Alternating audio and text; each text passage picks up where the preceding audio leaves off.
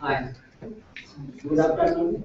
I'm Harchandran Rai from iDASH, and I present privacy preserving data dissemination, which is task 1.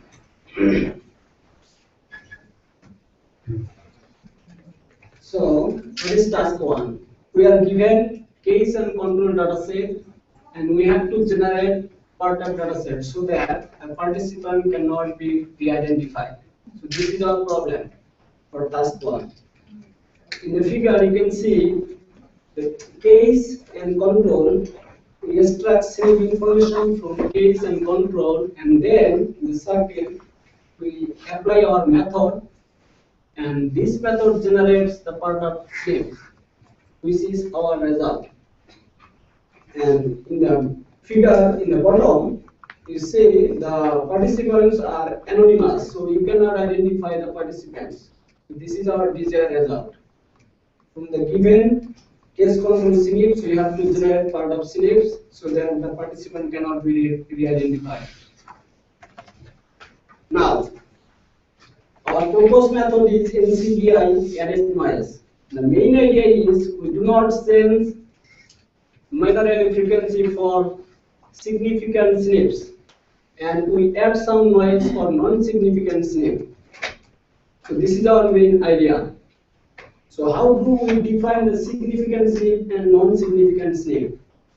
We define significant SNP and non-significant SNP based on p-values. If p-value is less than 0.05, then we call them significant SNP. Otherwise, we call them non-significant SNP. So for significant SNP, we keep the minor allele frequency as it is in our desired result. No change. But for non-significant SNP, we add some noise. So how do we calculate noise? First, we take variance of minor allele frequencies in case group, and after calculating variance, we apply Gaussian random distribution with mean equal to 0 and standard deviation is a times the square root of variance. In our case, we take a equal to 3. So this is, and by applying Gaussian random distribution, we get some values, which is random values. We call them noise. So at first we take variance, and then we have calculated noise, and finally, for all non-significant SNPs, we get minor allele frequency from NCBI database, and then we add those noise to the minor allele frequency.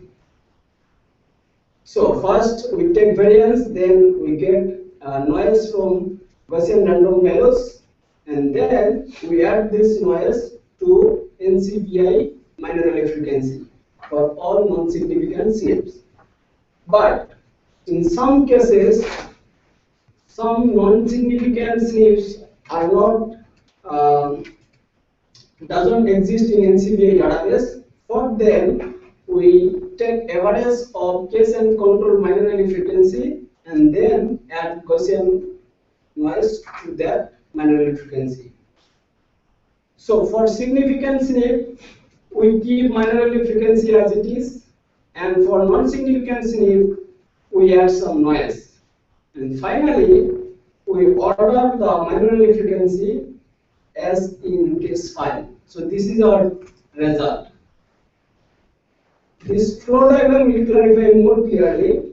So in the first here, this is our given data set, and we extract SNP information from this data set for case and control, and then apply converter which convert those information into peeling format.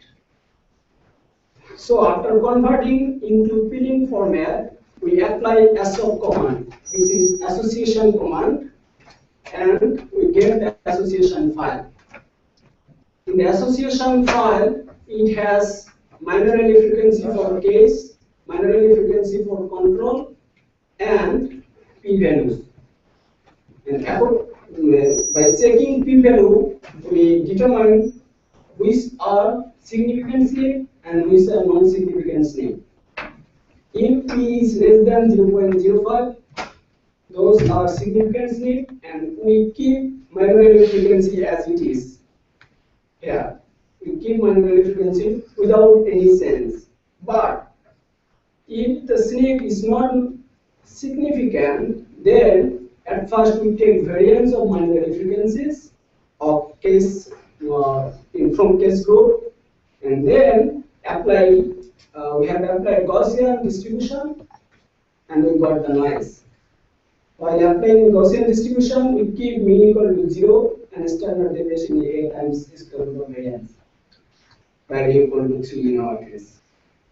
Now, if the SNP exists in the NCBI database, we get NCBI minor allele frequency for non-significant SNP and then add noise. But if it doesn't exist, then we take average minor allele frequency of case and control and then add noise, and after that we got the result.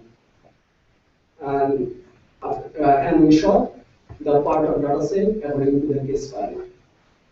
So I guess it's clear now. Finally, this is our result for chromosome 2. We used this NCBI added noise method and we got power tends to 8, which is less than 20. And for chromosome 10, we use only average of case control minor allele frequency and got power tends to 8, which is less than 20. Power tends to 8 less than 20 means we already achieved our desired level of privacy. But noted there, the results are not always same because we are adding this noise which we got from the Gaussian distribution. These are random values, so noise can vary from one experiment to another experiment. That's why the result are not same always. We have tried a couple of times. At first, we keep minor allele frequency for significant SNP as it is and put the control minor allele frequency for non-significant SNP. And in that experiment, we got power is greater than 60 for chromosome 2. And for chromosome 10, we got less than 10, which is good, but for chromosome 2, this is not good. After that, we take average minor allele frequency of case and control for non-significant, but still the result is almost same. So we try another more experiment. Then we apply NCBI minor allele frequency for non-significant SNPs, but in this case there is a little improvement. We got power is greater than 40. And for chromosome 2 and for chromosome 10, we got power is less than 10, which is same as it is in earlier test. But still, the power is greater than 10. Our aim is power should be less than 20. This is our aim. So we have tried more. After that, we take half of control minor allele frequency for non-significant SNP. In that case, we got very interesting result. Power is less than 5. But in this case, for chromosome 2, but in this case, for chromosome 10, we got power is greater than 20. We don't know why. Because we don't know how to calculate P power. But this is an interesting case. For chromosome 2, we got power is less than 5. But for chromosome 10, power is greater than 20. Now, we applied almost same methodology. We take half of average of minor high frequency case in control, and still the result is same for chromosome 2, but for chromosome 10, it increase. The result is the power is greater than 30. So again, we tried another step. We take half of NCBI minor frequency for non-significant, and we got a little bit better result. From this experiment, we can see that if we take NCBI minor frequency for non-significant, we get better result. So we keep NCBI minor frequency for non-significant. Now we sense minor frequency for significant SNPs. We modify all significant. We change all significant. We change minor frequency for all significant SNPs with the minimum minor frequency. In that case, the power is greater than 40. Still, it is same as third experiment. So it's not good. If we replace the minor frequency with maximum minor frequency, it is still same. The result is still same as previous, but so it's not good. Finally we have tried with Gaussian noise for non-significant SNP.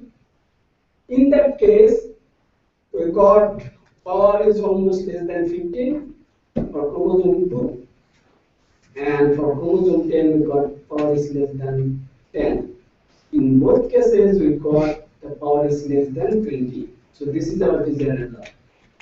So these are our other trials. So that's it. If you have any question, please. Why did you choose why did you choose Gaussian distribution? Because Gaussian distribution is in a certain level. For example, this is something like this. This is a Gaussian distribution. So we keep mean equal to 0 and take variance, because in case from from case group we take the variance from here, right? That means the minor frequency can vary within this range.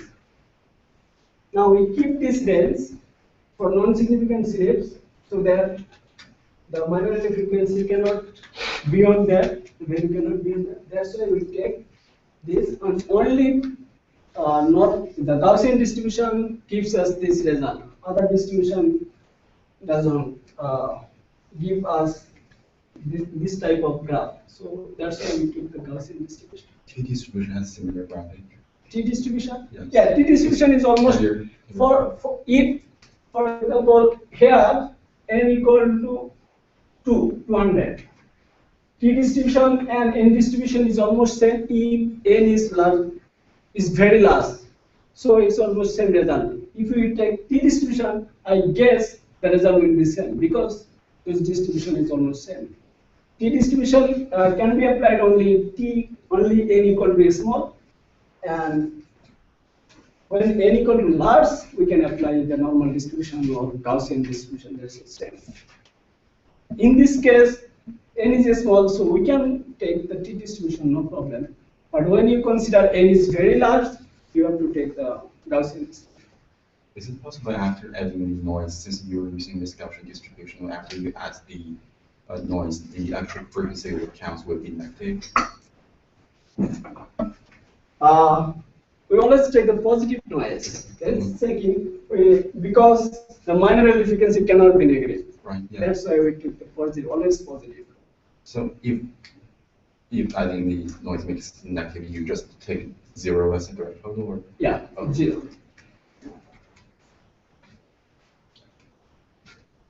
Any other question?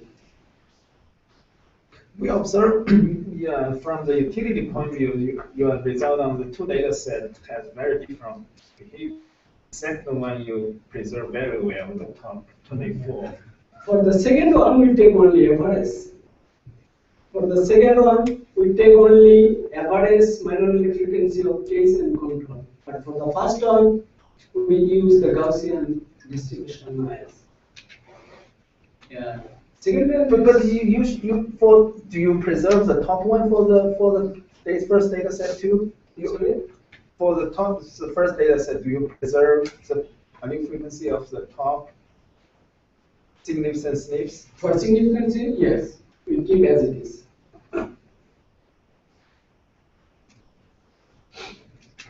For both cases, we keep as it is. Minority frequency.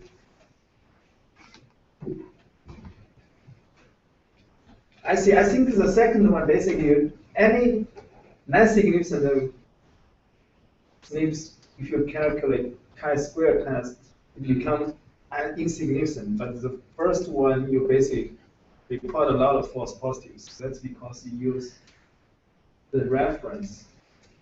But,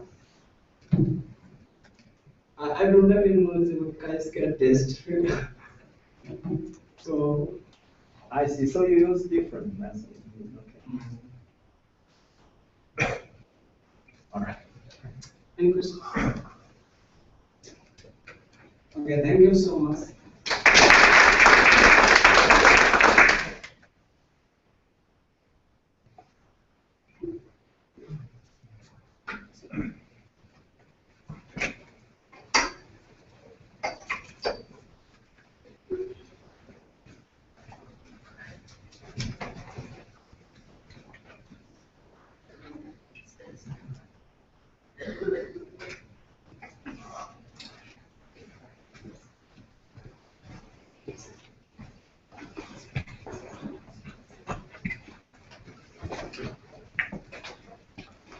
In this presentation, I will talk about how we apply an intrinsic property, namely haplotype, to achieve differential privacy on genomic data. Our method was used as baseline method for choosing dataset 1. So, with a phenomenal advance in DNA sequencing technologies, the cost of genome sequencing is deeply dropped. More and more human genomics data becomes available. Researchers developed many applications on it. They discovered the putative disease-related genetic markers on genomic data, and typically in the form of single nucleotide polymorphism. There are other emerging applications like 23andMe and patient selection. However, phenotype information such as eye and hair color can be inferred from genomic data. There also exists with identification.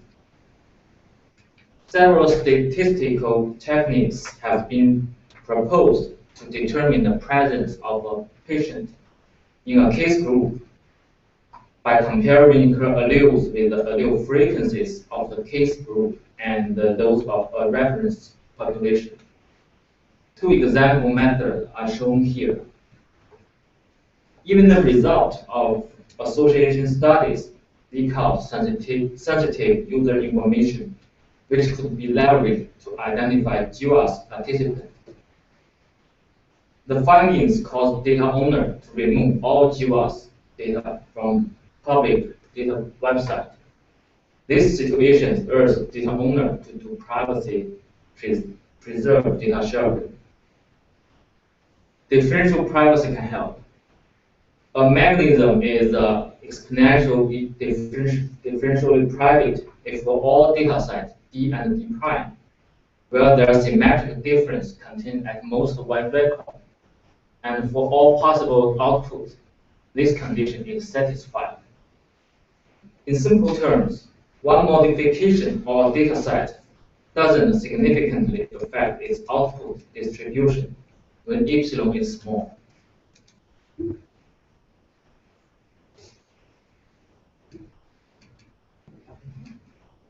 The amount of random noises to be added to the output of a computation to achieve differential privacy depends on the sensitivity of the computation.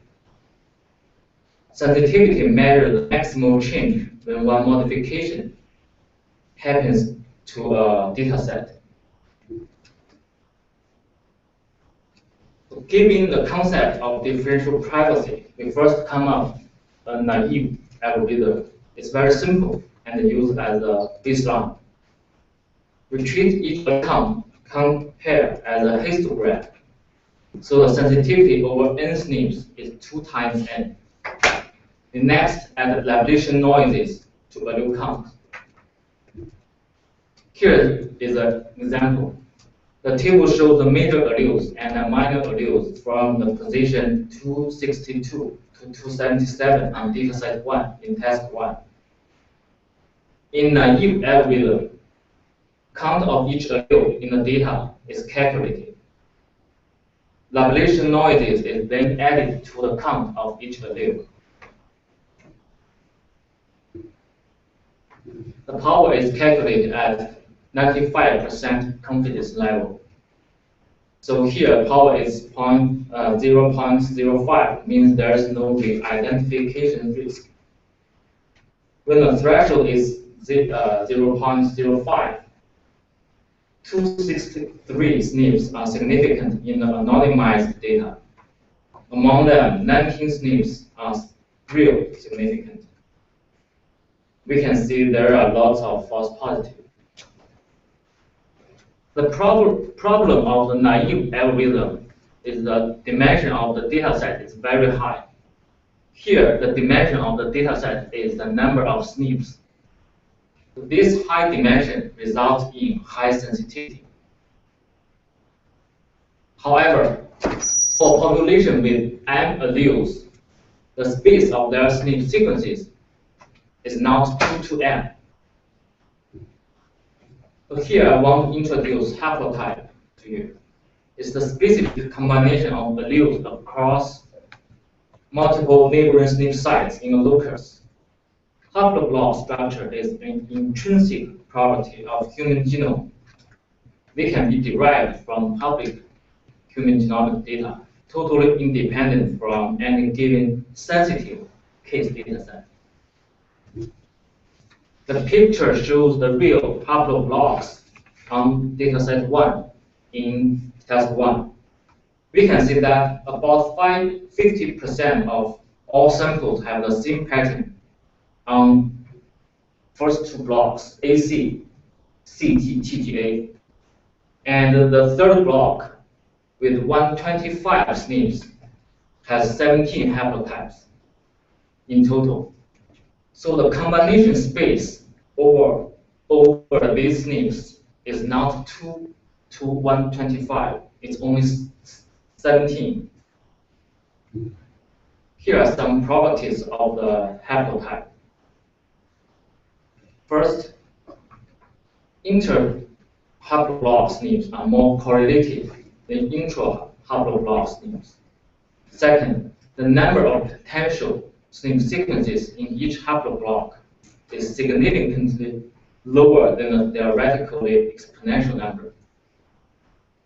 Third, in each haploblock, some haplotypes are more frequent than others. By using haplotype, we can convert exponential space of SNP sequences to multinomial output. So we propose a haplotype-based algorithm to achieve differential privacy. We first break genomic locus into haploblocks. We then treat each haploblock as a random variable that takes a set of potential haplotypes as its possible values. By using haplotype, we can reduce the dimension of SNP sequences by effectively 1 order of magnitude. Here is an example.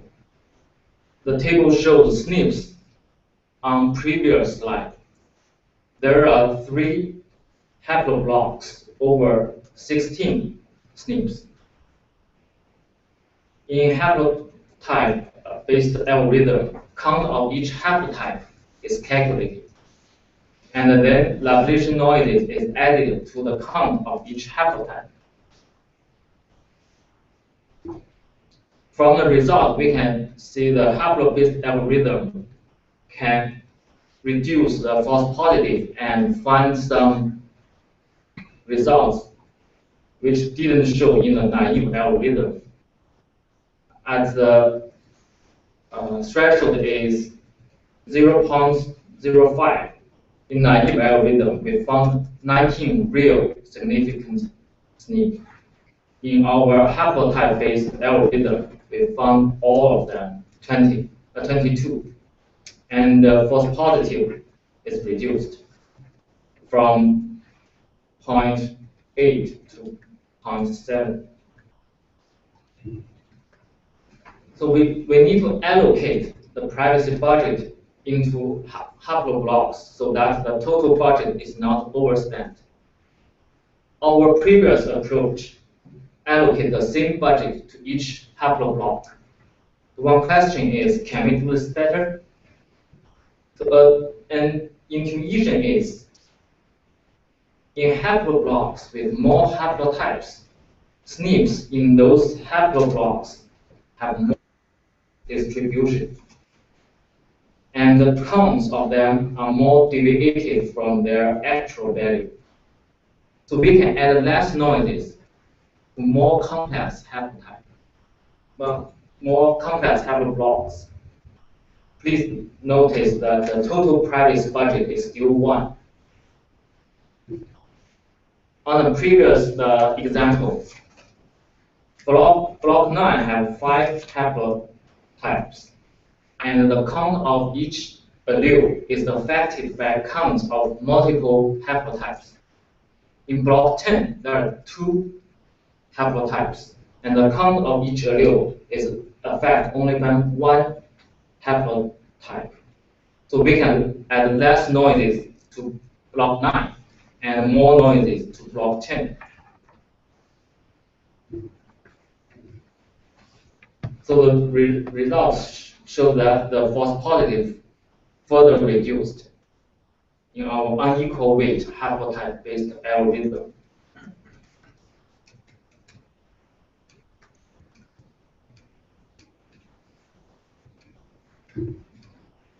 So for future works, we think privacy-preserved data selection is very important.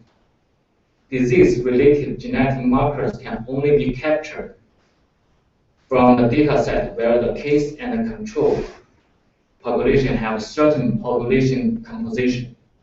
The problem is that oftentimes no one knows which population composition can lead to scientific discovery. So as a result, researchers often have to try many data sets from different data owners. So they have to deal with many data owners and sign many agreements, which is time consuming. So highly diverse association tests and the newly development association tests make this even worse. So privacy-preserved data selection is an open question. And also, differential privacy is less powerful to big data. So how to do big data sharing and processing on a public computation platform is also an open question. So here, I want to thank the grant supporting our research. Thank you.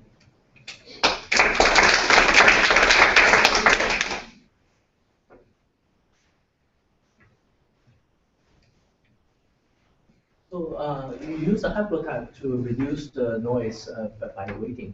Have you considered about a hierarchical method of building a hierarchy of haplotype and further reduce the noise? Because some haplotype may be larger than the others, and if you group them together in a hierarchical manner, maybe you can allocate the budget more wisely. I can say a point. So, but haplotype is an intrinsic property, I think. So it's hard to build the wise structure for haplotype further, I think. I see. So haplotype has some. Actually, I think the modern engineers they did build a hierarchical structure and it performed pretty well on the big data set. I can imagine these two techniques. One is building a hypertext, the other is hierarchical structure. There's a chance to combine these techniques, just to even improve the performance and the stuff of technique. Right. So you should discuss with Norman. This method is like a bottom up. Norman's method is top down. Yeah. I definitely just see a chance to combine these techniques together. Okay.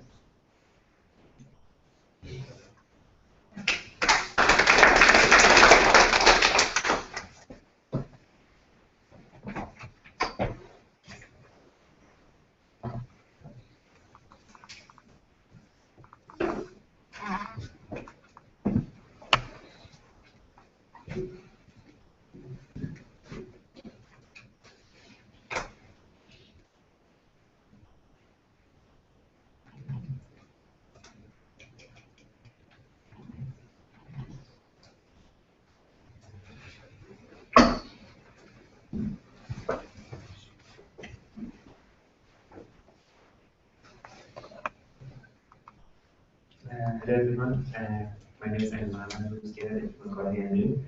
I'm a PhD student from University of Oklahoma. We have a really nice campus that we are working on the 2D signal image processing most of the time, and the project of genomic data privacy protection using compressed sensing. It was inspired by our image processing technique that we are working on that for a couple of years. In today's presentation, I'm going to state the problem that we are trying to solve it. For solving this problem, we need to know about some basics. Here I will talk about the data transformation very short, and then I will introduce a compressed sensing to explain what's our algorithm that we use, and based on the compressed sensing, we have an algorithm that we try to solve this challenge. And I will show the results and some comparison between what we are doing in image processing and what's in the privacy protection. The problem is most of the genomic datasets are not publicly available, and most of the times we are concerned about the privacy. We can identify the patients based on the markers in the DNA. You can identify individuals based on the even short set of their names, and the research shows even you have frequency of the names across the population. There's a good chance that you can identify the people that they are inside the population.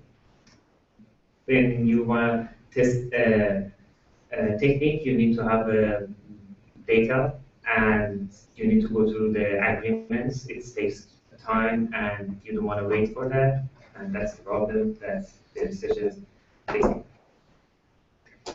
The solution that we are working on that for past couple of months is to add the noise to the genomic data and try to have pilot data that we can release the mechanism and the parameters that we use, that if someone wants to use it, they can, for example, they know what's the algorithm that we use and what's the parameters of the noise. They can use this data, run different tests over the pilot data, and compare the outcome of the different databases and select which of the databases they like it, and go through the agreements to get access to the original data, not the private data.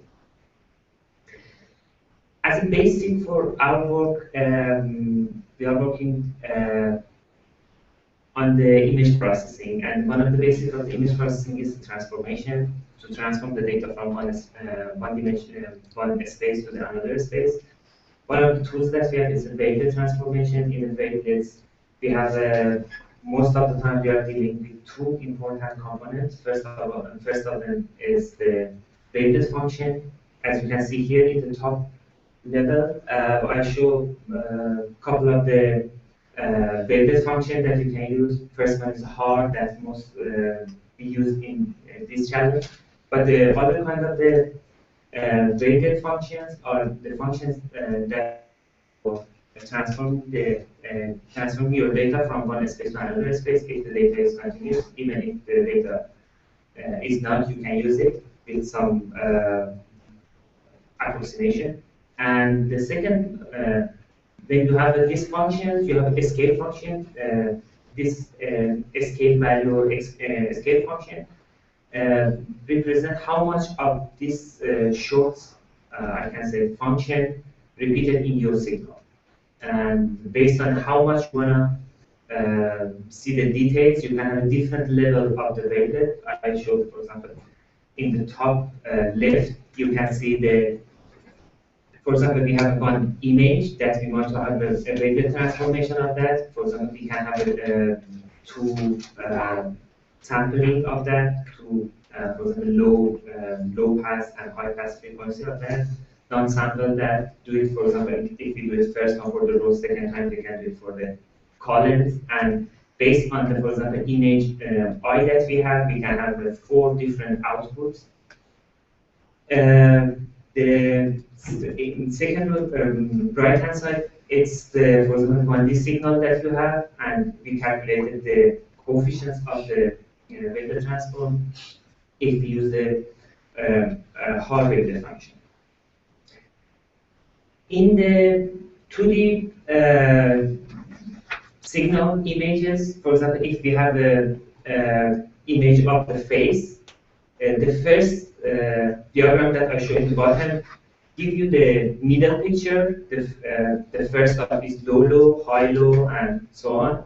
You can see we can extend the level of the wavelet and have more level of the scale of the function. As you can see here, the most important part is, for example, for the image that in the left-hand side, you see the white. It means if the white is the value is bigger than 0. But when you go to the left-hand side, you see to the right-hand side, you see that most of the areas they are black. It means your data is 0. It means you aggregate the information in some non-zero element, and the rest are more or less 0 or close to that. The inspiration for this book coming from the conference sensing, that it says most of the natural signals are sparse. As you can see in the picture A, we have 1,000 by 1,000 pixels, and in the middle you see the wavelet coefficient of that. In the right-hand side, picture C, you see we use only 25,000 of the coefficient of the wavelet and reconstruct the image. By eyes, it's very hard to say which one is the original one and which one is the reconstructed one. I will mention that in the reconstruct version, we only use the 3% of the information, 3% of the data that we have. For example, in the right part is a median value, but in the left side is median value. In the right side, we have only 25,000. And you see the quality is the same. We try to use this kind of the methodology for our work. The converse sensing itself has 2 parts. First part is the sampling process, and the second part is the reconstruction process. In the sampling process, we consider national signal as a multiplication of the sparse representation that I'm showing here with the X, which is S sparse, means only S coefficient of the X are non-zero and the rest are 0. And we have a function psi, we have a matrix psi, which represents the transformation that I explained to you before. It can be different kind of transformation, like wavelet transform, or I don't know, Fourier transform, or any kind of transformation. And we can represent the original data that we have as a multiplication of the transformation and the sparse representation of the signal. And we have a sampling process. Sampling process means we have a file. It's a matrix of random values. We can sample the original data D and have a sample Y. Then we can use this data Y and multiply the transformation, which is now we know which kind of transformation we are dealing with, and we know what's the sampling matrix. We can multiply these two matrices and create a fat matrix. I mean, the number of the rows is really less than the number of the columns. Then, for with having the sample Y, we want to find how we can find the sparse representation of the X. Which there is a couple of the methods that I will mention one of them in the next slide. These techniques, they are trying to select some of the columns from this fat matrix. In the matrix A, which is multiplication of the file by side, with the, for example, subspace pursuit, we can select a couple of the columns that if we add these columns together with some scaling function, we can have the original file. And this here the columns that we marked with black, they are the columns that in the sparse representation are non-zeros. Let's back to the problem that we have.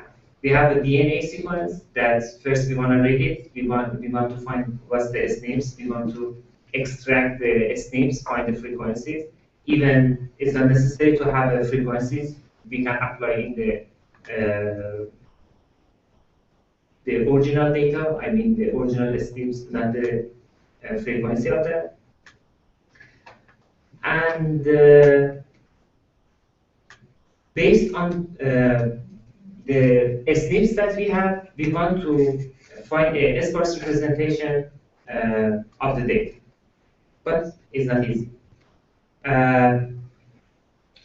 There's some difficulties. First of all, we need to have a Bernoulli distribution for the sampling matrix phi, which when the data is big, defining this matrix, that the number of zeros and number of the ones in this matrix be more or less 50-50, not exactly, but 50-50 in different locations is not easy.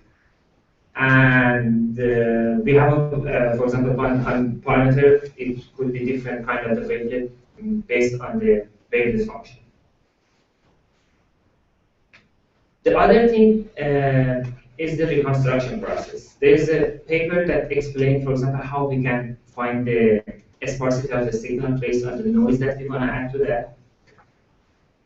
The most difficult, I can say, difficulties in this book is the error threshold. When you want to reconstruct the signal, we always dealing with the error. Here, the error is really,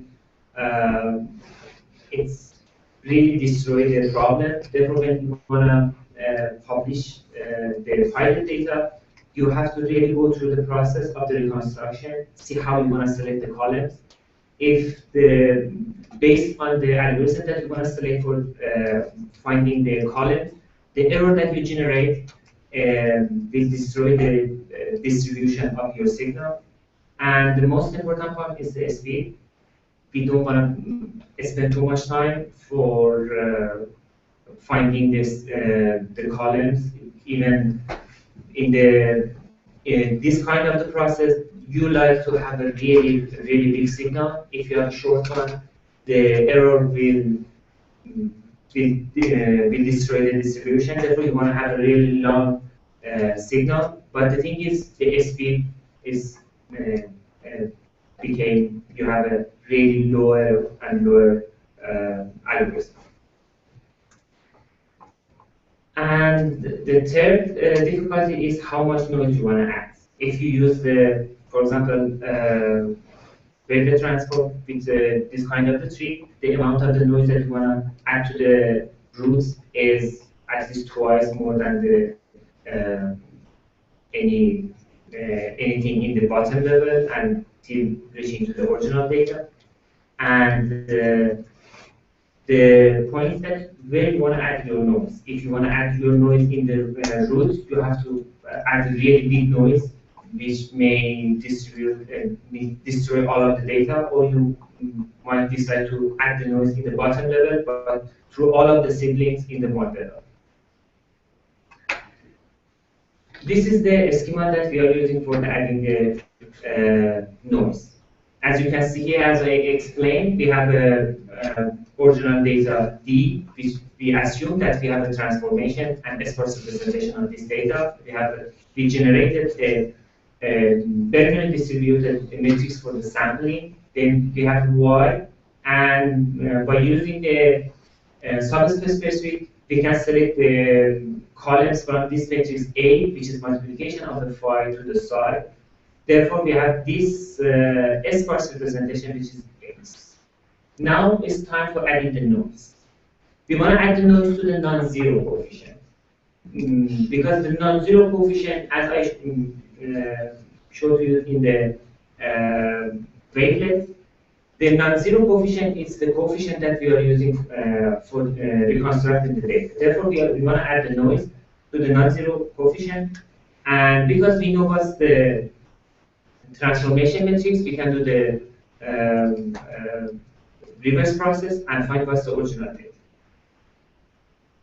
If I want to have a conclusion on what we are doing, it's the process of the privacy protection. It's like you have this image, and you want to add the noise to cover some details, some information, some most important data. And what I did before was image denoising, which we have this kind of, and we want to have the really sharp image. In the process of, for example, process of the image denoising, you cannot always find the really sharp image. Sometimes the noise that you, it's really hard to find the original. But in the reverse process, we want to do something. We want to hide some information, some identifiable streams that the reverse process was impossible. But still, you can see the image, and you know who is that. This is our results that in the previous session in the morning, they explained what happened. The reason that we don't have a really good result in the short sequence of the estimates, first is we need to have a really big matrix for the sampling, and when the signal is small, the noise that we can add is not in the good shape. Because in this image processing, we really like really big signals to avoid some noise of the reconstruction process. But then the signal getting, the sequence of the steps is getting bigger, we have a better chance to produce the good results. If you have any question.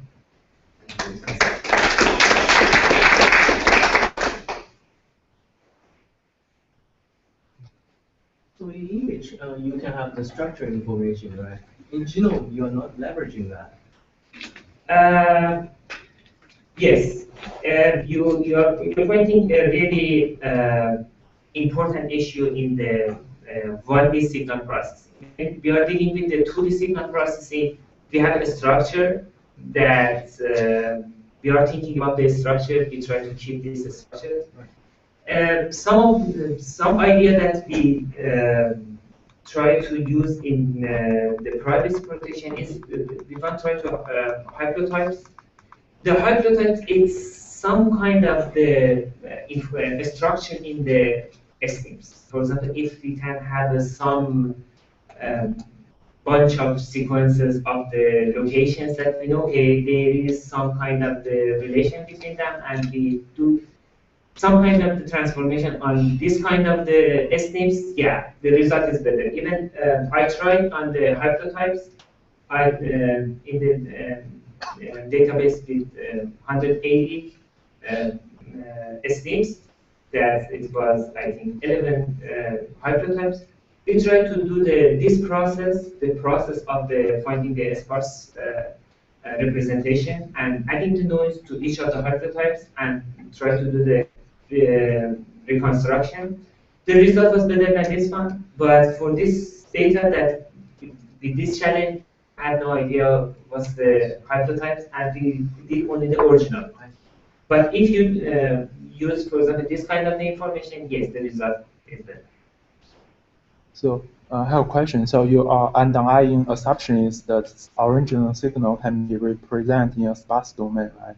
So Yes. have you verified how well you can represent your original data in the sparse domain? For example, you don't add any noise, how well you can recover the original noise? Yes. Original signal. Yes, it's a really good question. We tried different kind of the transformation, different, and for the wavelet, different kind of the wavelet functions. The best one was the Haar function that I had in one of my slides. Yes, here. Okay. Here is the first one from the left. It's a Haar wavelet. As you can see here, the signal is somehow 1 and -1. The best reconstruction is with this wavelet function. And even I tried a different transformation. I tried the Fourier transformation. But the thing is, when you're using the Fourier transformation, the short corner of the 1D signal is really important. When you use the Fourier transformation, you have some wavy condition on the sharp steps that will destroy the quality of reconstruction. And we have to go through the different kind of the wavelets to have a short period and see the frequency of the short period of the time. And we checked the different kind of the wavelet functions, and best one was the Haar. Even with Haar, we have still some problem for the reconstruction. It's not 100% of the reconstruction. Even for that one, we generate some, I can say some noise on the signal, because we cannot reconstruct 100%. And when we add the noise, we again increase the amount of the error in the signal. Yeah, so your process seems to be a reversible process. So if people know how you add noise, will it possible to reconstruct the original data from the noise added data? Really is not. Okay. Is not reversible. Even with the image I show you in the end. But it's a metric decomposition. The thing is, it's data dependent. In the yeah, this picture, even you have for example, noisy data, you cannot recover 100%. Yeah, I understand. But we will be able to do better. You can do better, but you cannot always find the original. Yes. You can have really good estimation. Yes. So, but let's say for the genome privacy protection, if you add noise, you know how you add noise by using your method, by using wavelet transformation. You'll be able to reconstruct the original data. If it's not 100% original data, but can you do like re-identification attack? No, you cannot. Is there any theoretical results saying you cannot do better? Yes, I think in the paper here, in the how much noise in the first row, how much noise. In this paper in 2009, they proved that if you add this amount of the noise, it's a certain amount of the noise in each level of the district, you cannot reconstruct. Based on some theoretical boundary. Yes. Right. The add noise is based on the differential privacy, so the privacy protection is bounded by the differential privacy. I see. Thank you. All right. Thank you.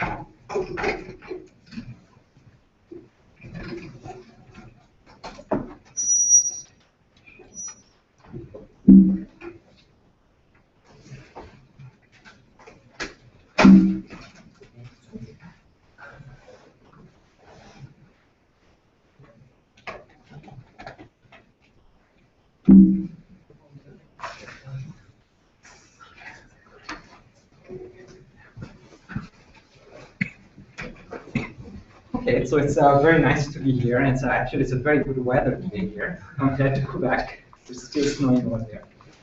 So we only participate in the task 1, privacy preserving genomic data sharing, and let me tell you the truth. So that's the original algorithm we already designed for a relational database. It has nothing to do with genomic data. And thanks to Shortun that he let me know about this computation and encouraged me to participate. Just basically applied the same algorithm, and it seems like it works well.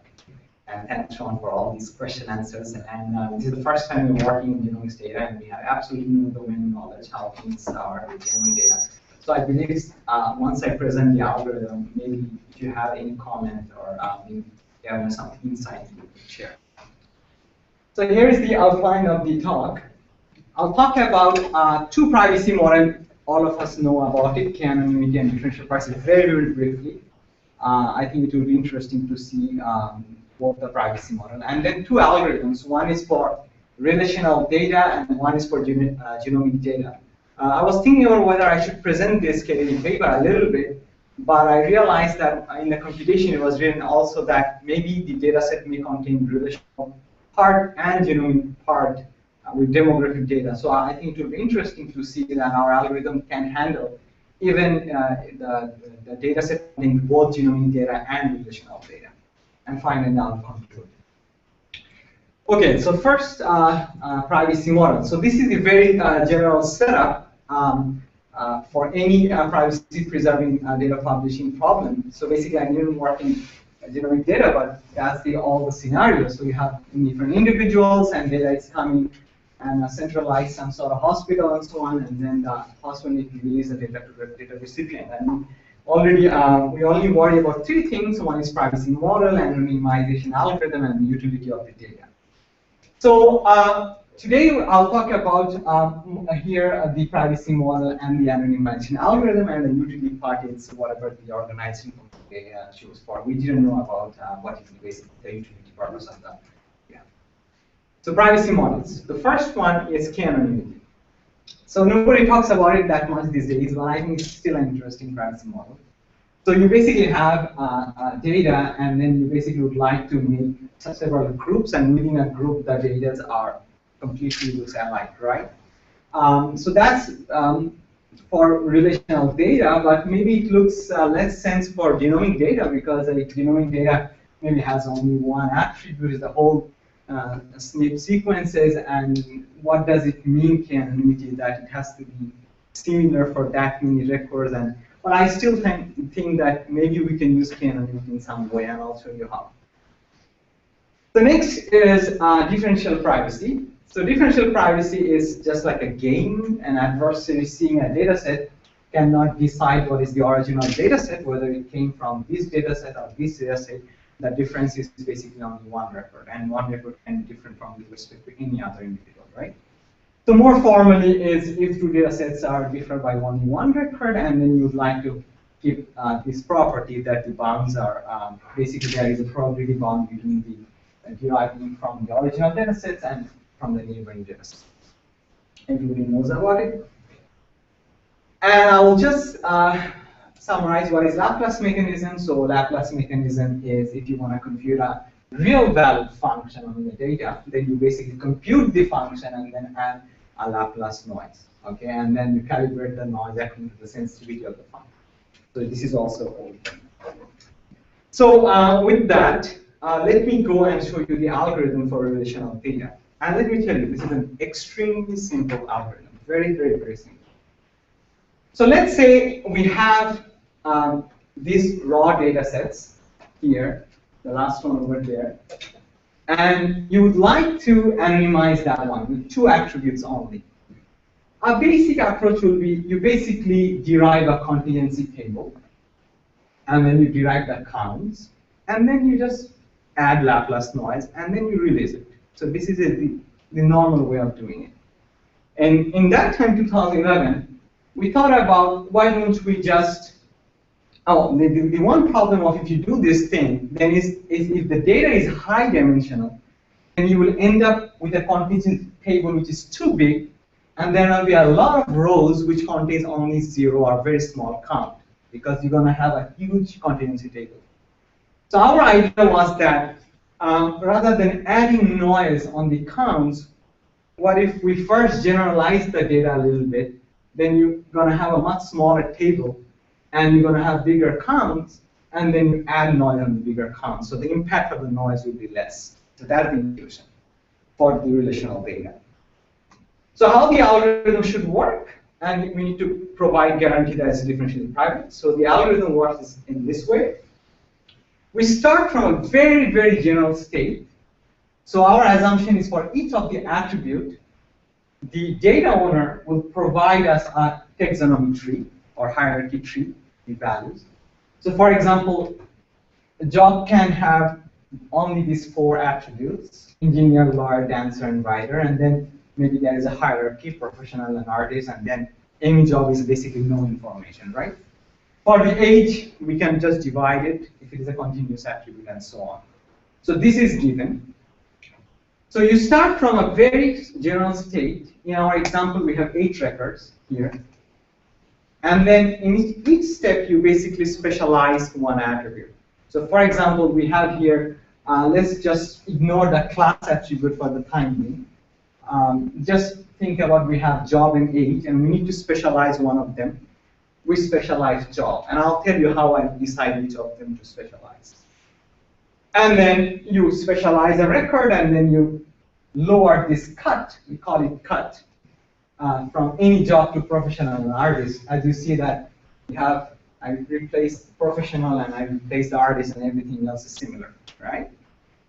And then in the next iteration, we need to choose another attribute to specialize it further, and then we keep on doing it, okay? And at some point, we're just going to release this leaf node.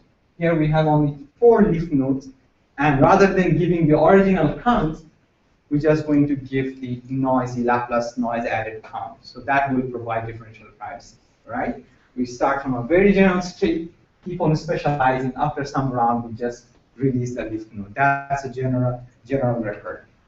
Now, to satisfy differential privacy, first of all, we need to decide how to choose an attribute. Whether should we choose the job first or age first? And I have just 2 attributes. What if we have 20 attributes and we need to decide? So you basically need to have a scoring function. And based on a score, you decide which one to specialize. So basically, in that paper, we use 2 scoring functions, which I will not explain here. One is information gain and one is max, because we have some classification analysis just through there. And we calculated this score for each of the attribute or candidates, which one we will be specializing, and then we use exponential mechanism to choose it.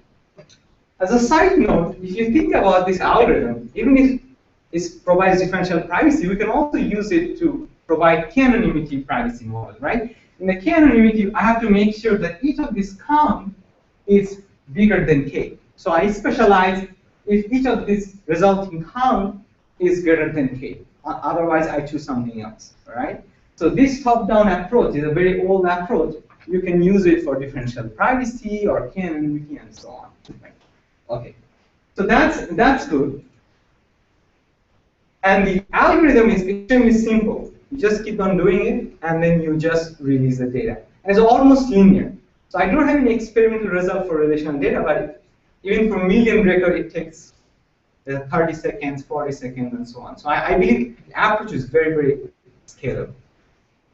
So now let's see it how we just did a little modification to adapt it for genomic data, right? So that's what we got from the computation. So it's for the chromosome 2. And we have this SNPs, 1 to up to 311 for chromosome 2. And each of these pairs is for case 1, case 2, case 3, case 4, and so on. So my algorithm will not take this input, so I need to do a little bit pre-processing. So I just make it like this. So you have each row is now one individual, and each column is basically one SNP, right? And you can think about it as an attribute. So basically, now it looks like more or less like a relational database, right? Each of this column is one attribute, and I have 311. and I have 200 records. Now I can fit in. What else I need to do?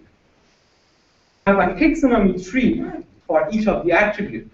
So for example, in the relational database, I had job, I had age, and data owner need to provide me a taxonomy tree.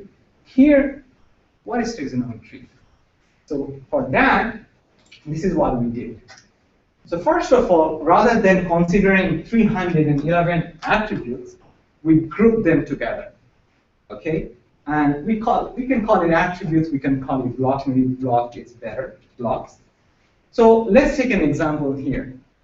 If we group two SNPs together and we try to find out how many unique combinations we have. So for example, for this 5 individuals and 2 SNPs, we have basically 4 unique combinations. So then we just create a tree in 2-level tree rather than a multi-level tree in the previous example where I have any, or if I decide to specialize that one, then I'll replace any value with these 4 values, right? So we can group 2 SNPs, 3 SNPs, and so on. And what we did is basically, for this just a random value here, is like we divided the whole number of SNPs, which is 311 for chromosome 2, by 6. So each block is basically 6 SNPs. There is no reason why it's 6. Can be any other number. We need to explore that as well. So if you do that, then you basically end up for chromosome 2, 51 blocks or 51 attributes. So I reduced from 311 to 101. And you see the unique values, right? So the first attribute, I would say the first attribute has 36 unique values. The last attribute has 1 unique value. Second last one also has 1 unique value. Third one also has 1 unique value. You can see, rather than having 3 attributes, I could have put it at 1 attribute, 11 SNPs. Basically, I have no domain knowledge, right? So definitely there are room for improvement here. We need to think about how to group these blocks so that we can have a better result.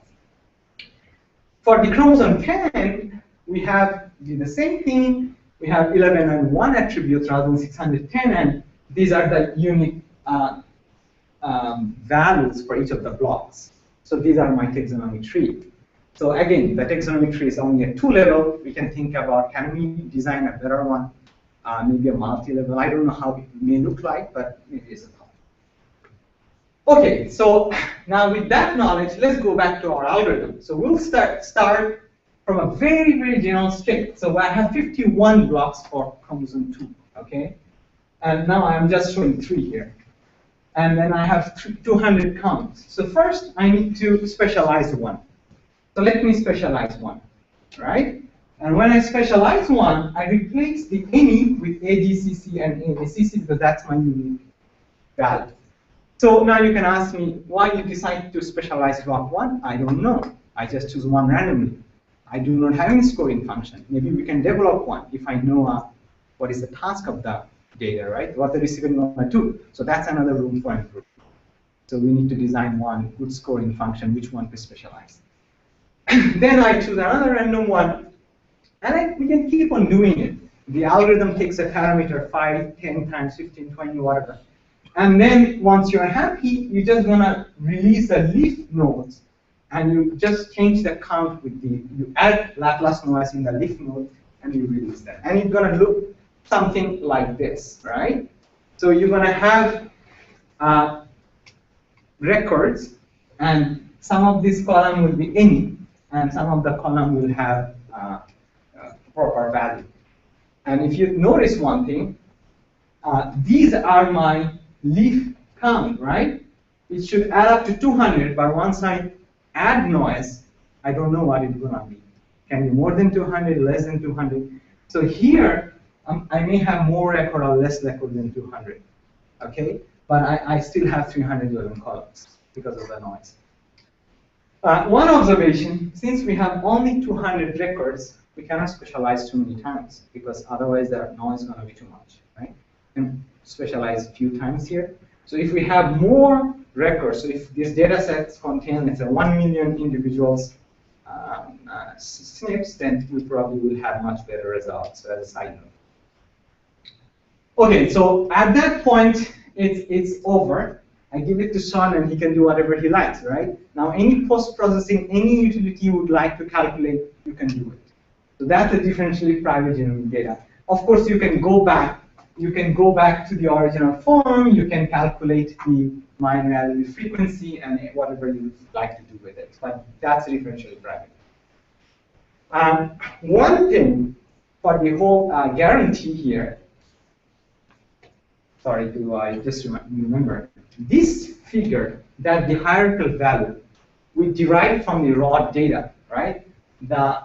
We notice that here we have 4 unique combinations, and then we are deriving this tree based on the raw data, and that's a deterministic step. That doesn't satisfy differential privacy because we are basically depending on the raw data. But I take it as a domain knowledge, maybe a data owner, or maybe we can have a tree like that for first block, if we really specialize, how many different ways it could be possible, something like this. Okay, but that state doesn't satisfy differential privacy. As a side note, other than everything, it's fine.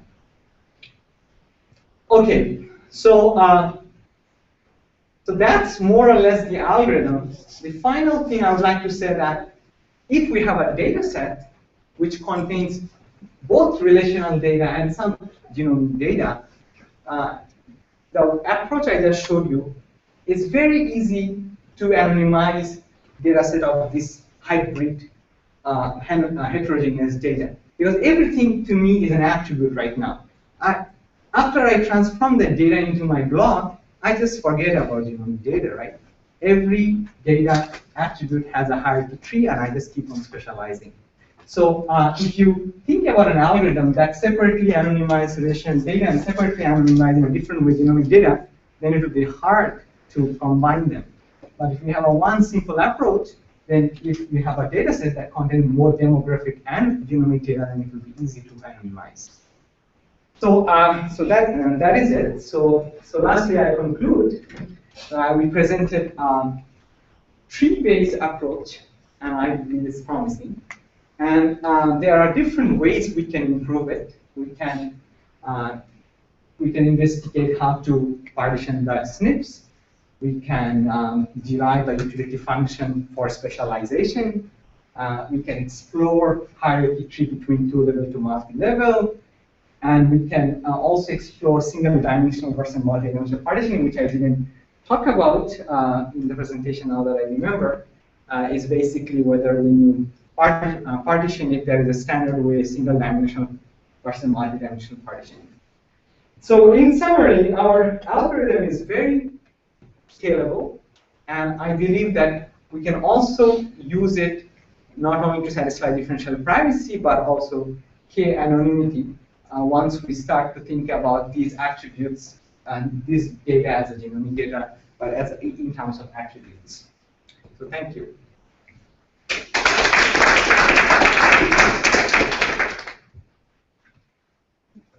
Yes. I'm not sure if my understanding of your procedure is correct. So let's say, so firstly you find its name and you classify your individuals based on that name.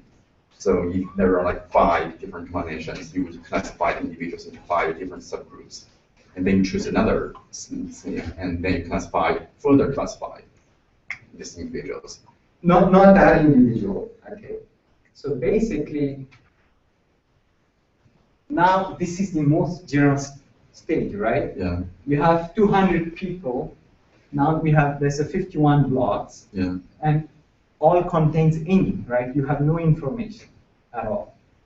You decide to specialize one, and then you look at the data, you replace the first one with AGCC and this one AACC, and then you can see that how many fits this category and how many fits this category, right? And so you keep on doing that. Yeah, that's what I'm saying. Yeah. Yeah, and then you mentioned you will only have like one individual at the end. No, I don't need to go up to that level. Okay, and I can stop after 2 level or 3 level at some aggregate level.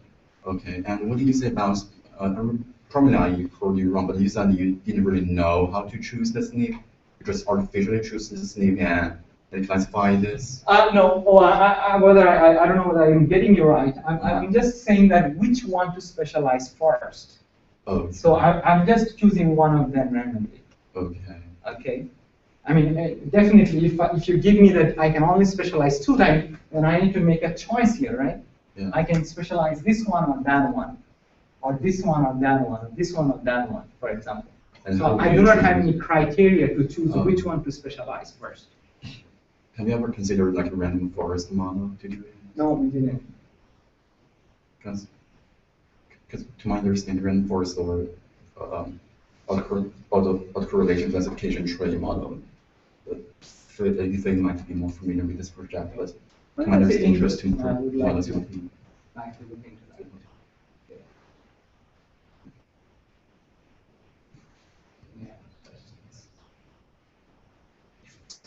Yeah, sure. So you mentioned your algorithm work better when you have more people, right? More data set. Yeah, so that's our general experience. So if you have more individuals, then you're going to have these counts, right? Right. And I'm adding a Laplace noise based on the budget. Maybe it's 3, 4, 5, I don't know. It's a random number. So if you have a big number, the true count is big, then the impact of noise will be very less. In other words, you can afford to specialize many down, still keep a high count because your data set is huge. If I have only 200 records, after let's say 5 times, I will have to do about 5 leaves. Each of the count would be very small, perhaps, and if I add noise, its impact is much higher. I see. So if you give me million record, the same algorithm should provide impact of noise will be less. That's the story. It all depends on the just the nature. How many layers? Yes. Yes. Yeah. So that means I can afford to go down. The more specific information I give you, the better the utility is. So in the end, once you specialize, you get the result on D, right? You base on the account, based on the variation to allocate the budget. Is that right? Sorry. Here, for example, I am choosing them randomly. So I have no budget allocation for specialized. I'm just choosing them randomly. If I use any particular scoring function, which I would like to investigate, then probably I have to employ an exponential mechanism, and I have to deploy some budget for that, and so on. Okay. And that's what we do for the relational database, the algorithm. So you basically divide the budget for half, but that's for relational side. Just if the field you choose is not random, is based on the relation between the sleeves. I guess the result would become better. Sorry? If the field you choose for specialization Yes. is not random, right? It's based on just and some domain knowledge. Yes, definitely. Definitely have to do that. Definitely have to do that.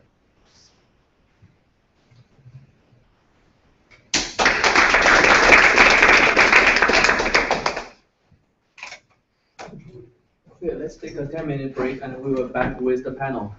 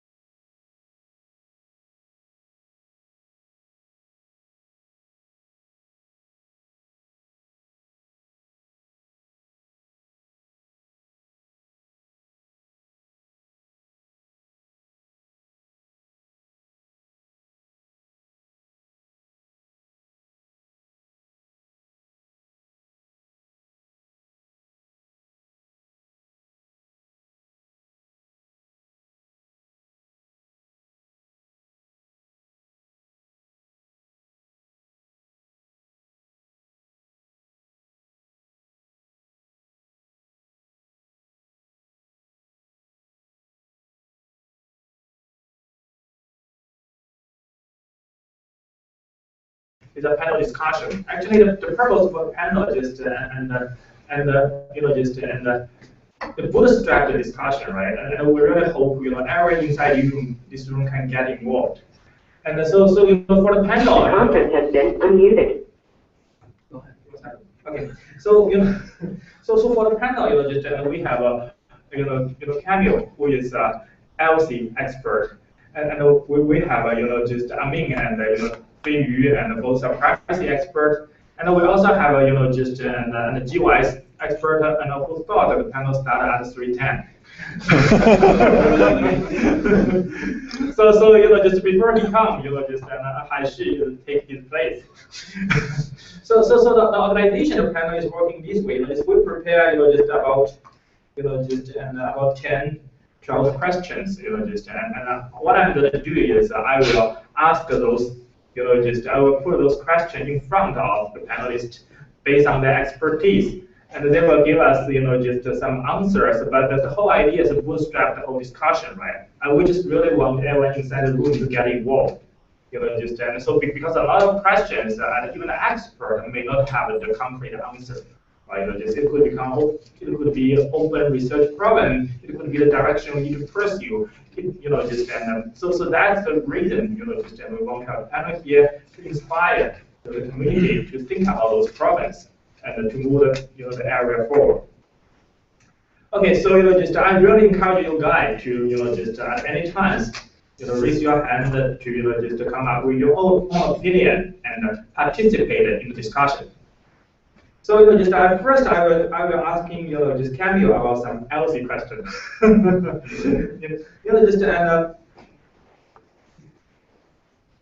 So in the LC community, a lot of people use open consent, right? And how do you think about the open consent approach to human genomic research? And what's the limitation of this open consent approach?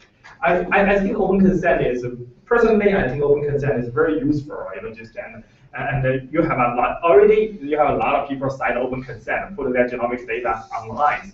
And it makes the whole genomic research possible. Actually, makes this competition possible, right? But on the other hand, from the genomic studies we want, open consent more or less is and there are a group of people who went to the open consent, while the other group of people who don't want to do that, right? So in this case, the data you get more or less is, my personal feeling is biased towards a certain group of people. Right? But how does the LC community think about this open consent? And are you guys thinking about other ways to complement this approach, to get more unbiased data, for example? Well, I think these questions are just now starting to be addressed and considered by people that work in institutional review boards and people that work in social and behavioral sciences. And when you talk about open consent, it basically is meaning that people are choosing to give permission to have their information used for whatever reasons by whomever asks to use it. And from what I'm learning, many people don't understand what they're consenting to. So they don't really have a good sense of what kind of data is involved and where it might go and who may access it. And I think those of us that work in an academic environment, we're used to terminology. We're used to talking about data and what that means to us, but people in the common public don't have the vocabulary that we use and may think about what data is and what information is and who may have access to it in a very different way than what we may be thinking. And even within institutional review boards, many of the committee members are not well versed in the work that you're doing to enhance privacy protections, and they probably also are not very knowledgeable about the potential risks to individuals who are opting to provide an open consent. So I think that there needs to be a lot of education at various stakeholder groups. So whether it be the people that are participating in research or IRB members who are reviewing the research. And then our regulations don't really address protections of this type of data. So I think we really need to start thinking about the different stakeholders and what we should be doing and where the gaps are so that we include education at each step and not make assumptions that people who are signing actually understand what they're doing. I think this is very interesting. On the other hand, just as you mentioned, just a lot of LC person, a lot of people stayed on IIB, then themselves may not have a very clear idea about the privacy risk, right? In genomic research in specific, and just those biomedical research and healthcare research in general. But just are you aware of any effort trying to just work together with technical people to better understand the risk and just the privacy risk in the area, just and so that they can come up with a new solution. Because if you don't understand just the risk in a particular area, right, and then your attitude may very much likely swing between two extremes, right? Either just block everything, or just make it public, just publicize everything, just which may not be good, because in the end, what in the real world, often most likely what we want to strike is a balance between these two ends, utility and privacy. We need to find out some sweet point between these two ends. How to find out this sweet point actually is just and I think the LC people, people can learn a lot, can get a lot of help from the technical people, right? Absolutely, and I think having a collaboration. Dr. Machado and I talked about this last week about how do you bring people from the LC community in with the people that are developing the technology to start learning what each other is doing, and then taking that a step further and trying to find out more about what the public expectations are. Okay, the good news is, and we have just the last panelist, Vikas, who is coming, and he is a GIS expert.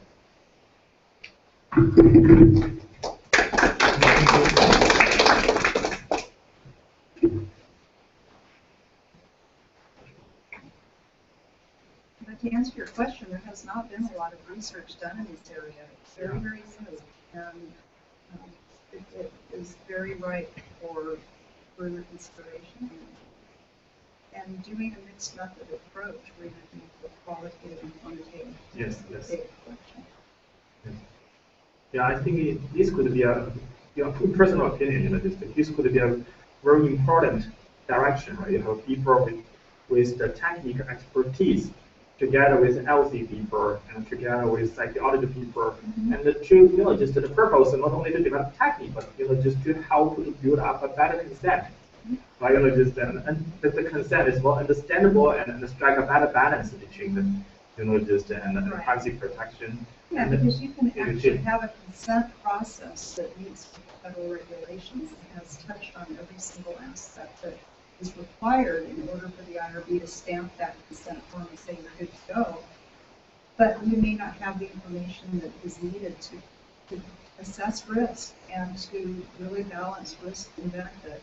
And we do want to advance the science, so we really want to do it in a way that not only is regulatory conformity, but that's ethical, that for people that are consenting understand what this means and have the choice of opting in and opting out at different levels.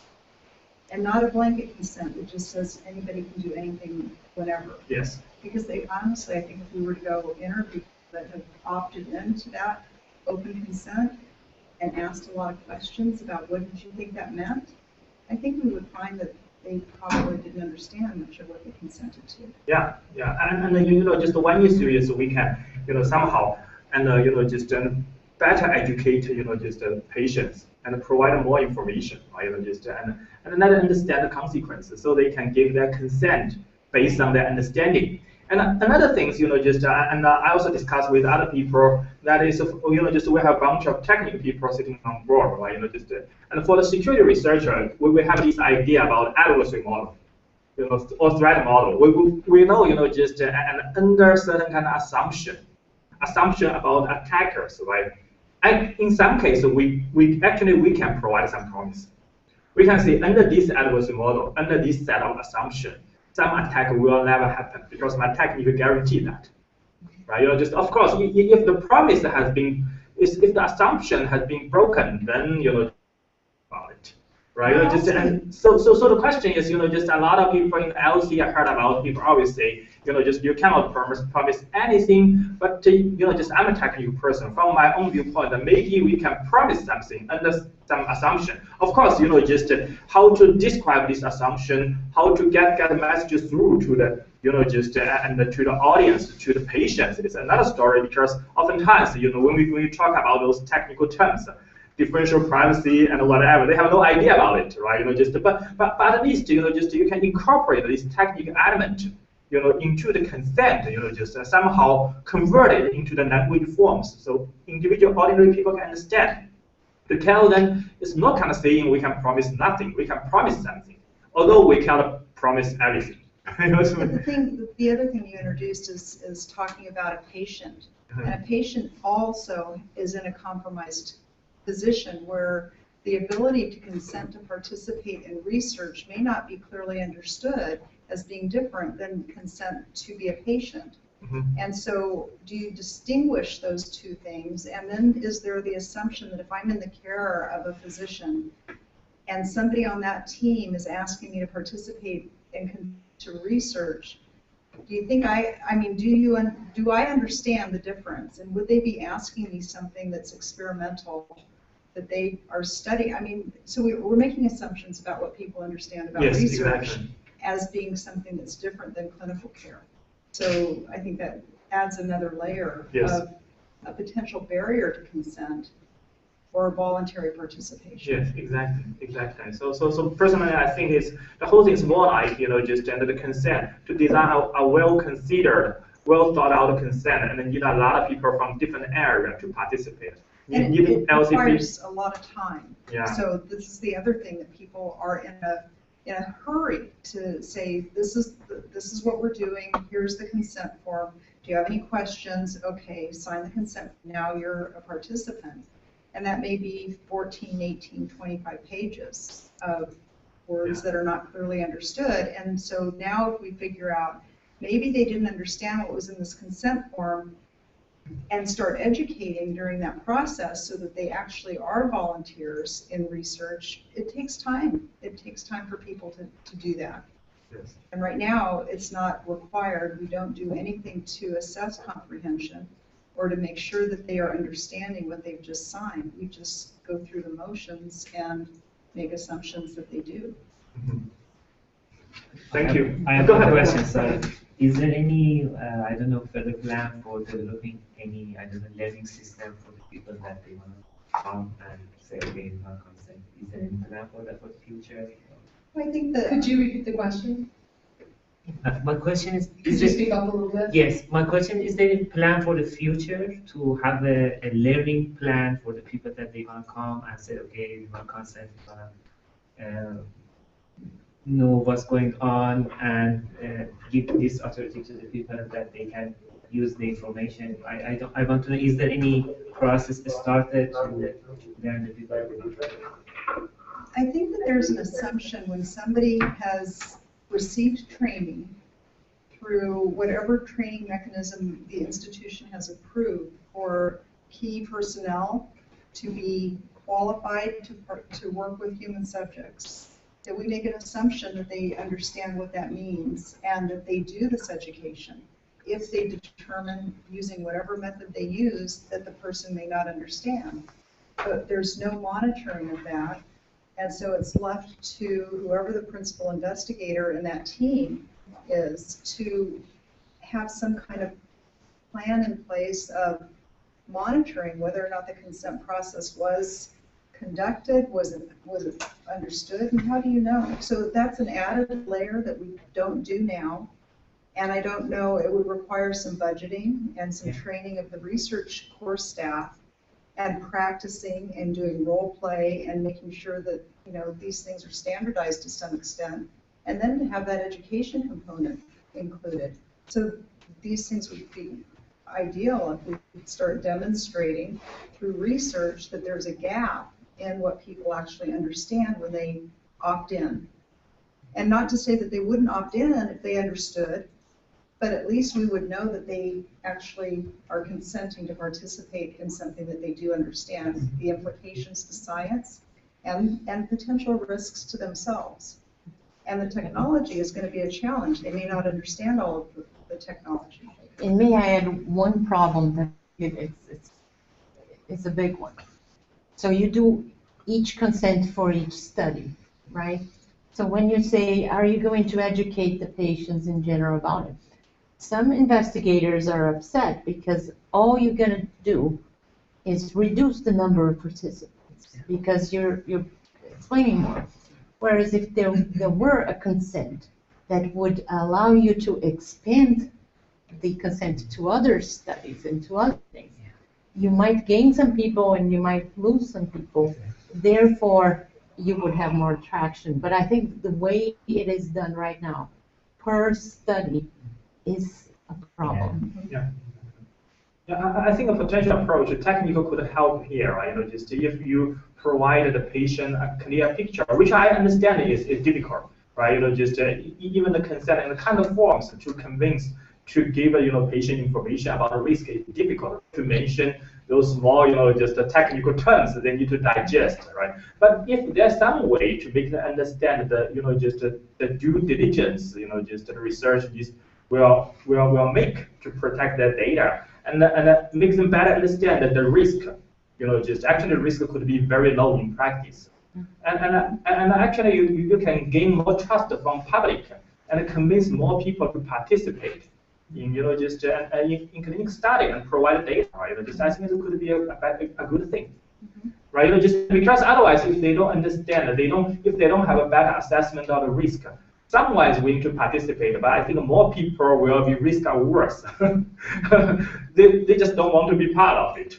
And in the case, in the situation, they are not certain about what will be the consequence, right? Just if you have just some technical means to provide them, just some confidence that just and the chance for these things to happen is very low. And right? but then you have things that happen at Target.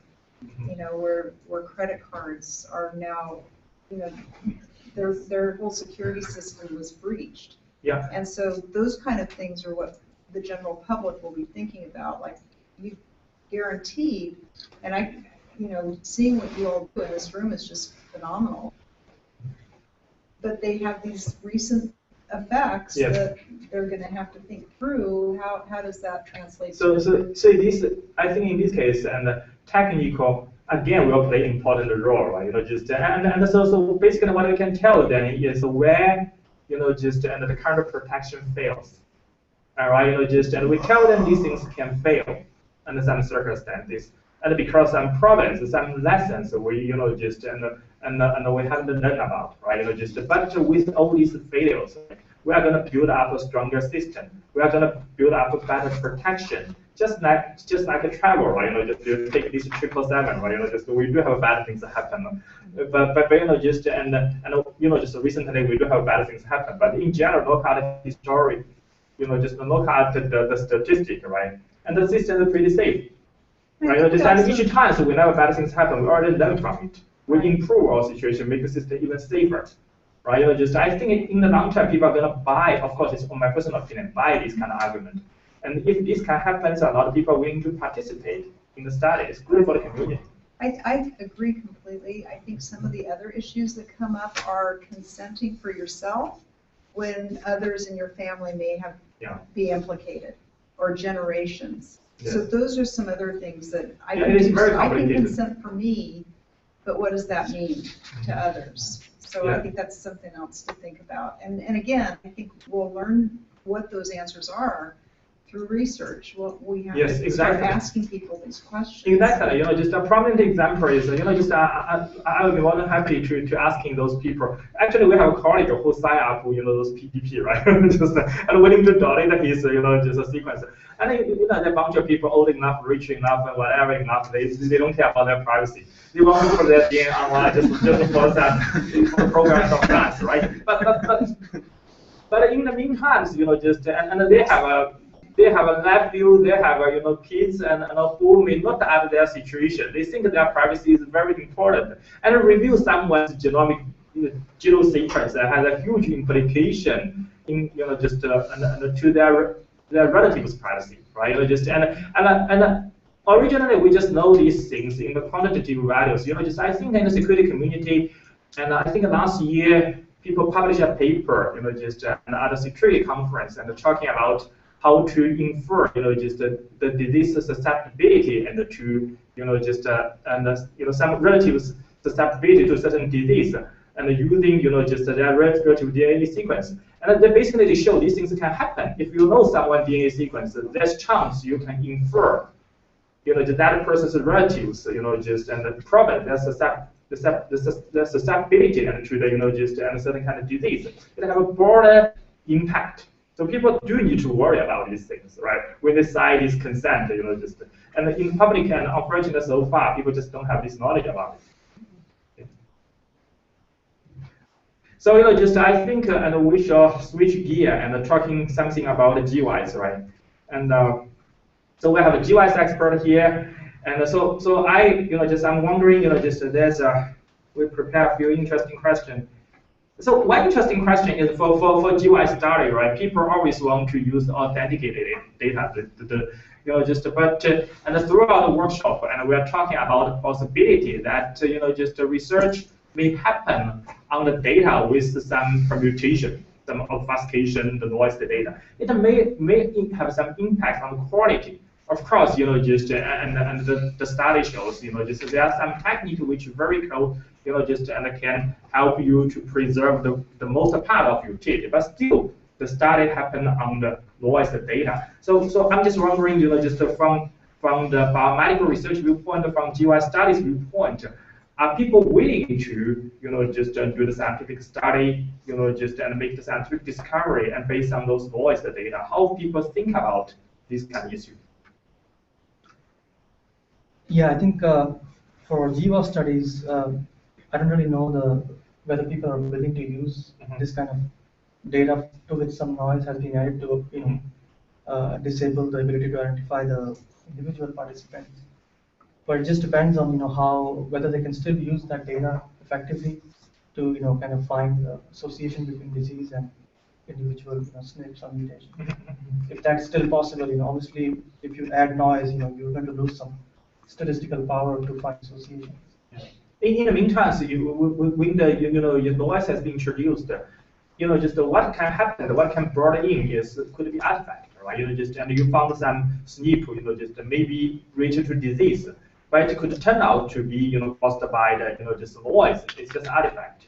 So I'm just wondering if the people in the community worry about these things, how people think about, and so it's more like, accuracy,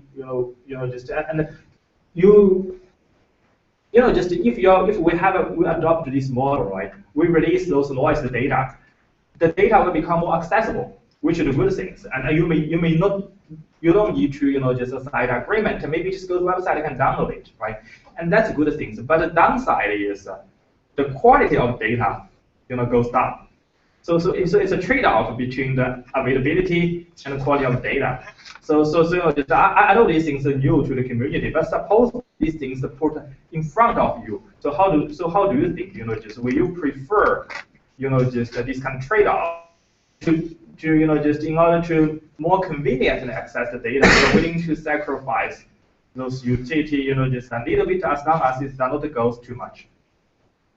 Yeah, so I think personally I would be willing to accept be able to access larger number of samples, a larger number of data sets, with allowing for some loss of this information, because if this kind of noise that has been added to the data set is kind of done in a random fashion, then it's very unlikely that if you aggregate data across many different data sets that are all kind of had some noise added, then you find some kind of artifactual association.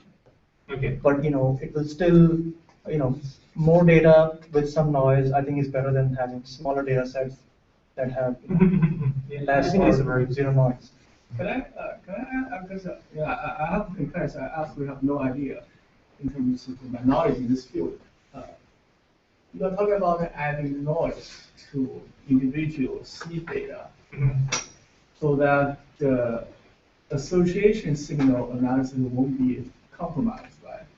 So that would actually require two different set of characteristic of data. For example, in order to identify an individual among the SNPs, right?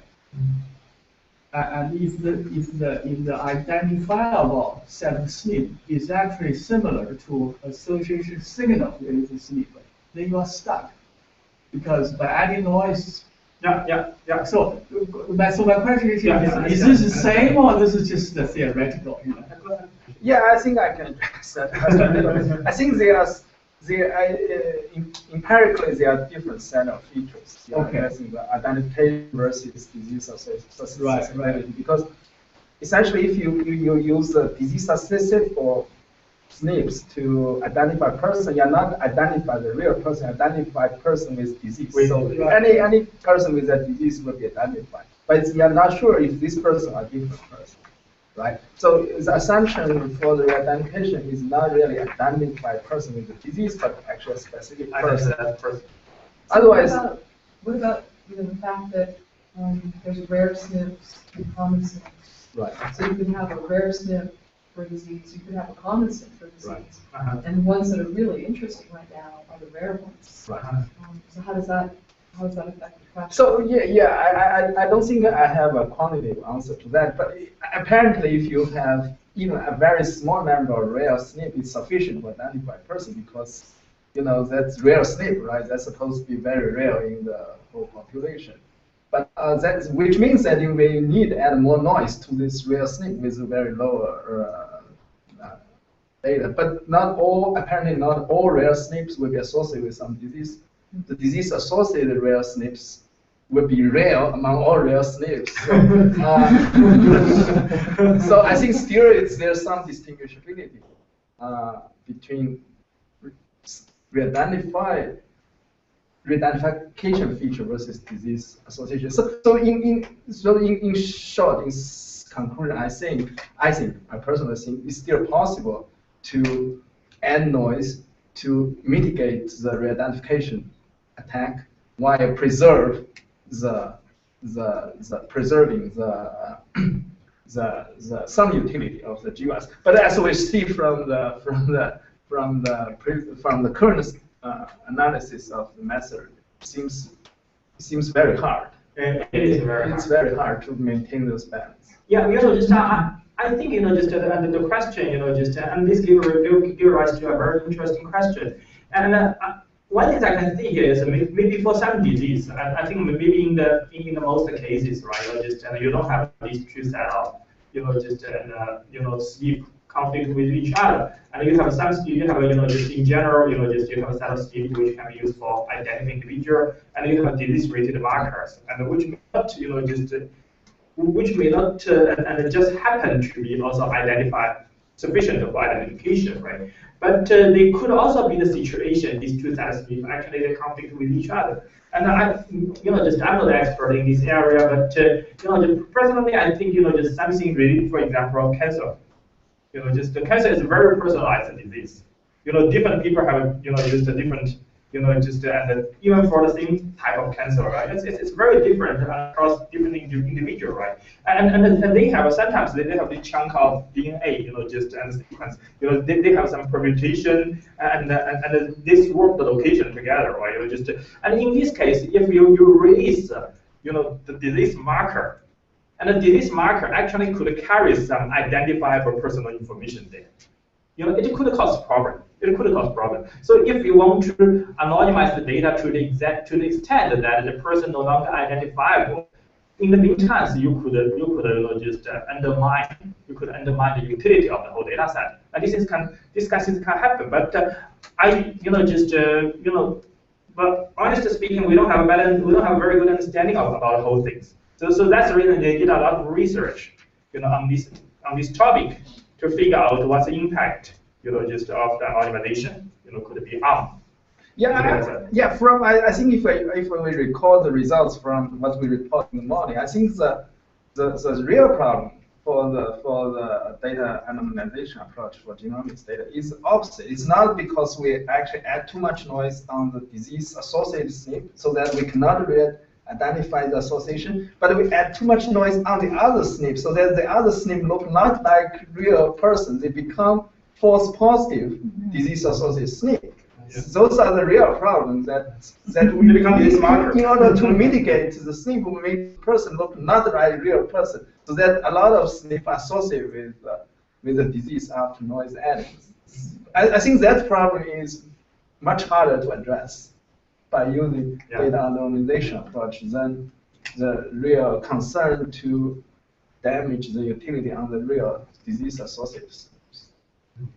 Yeah, I have some questions. Like, is that possible to combine the cryptography with those noise adding methods? Then, as she said, we have very limited number of rare diseases. Then we only add the noise on those rare diseases, but use the sorry, we have a very limited number of rare diseases. Then we can use some cryptography like homomorphic encryption working on those small data sets.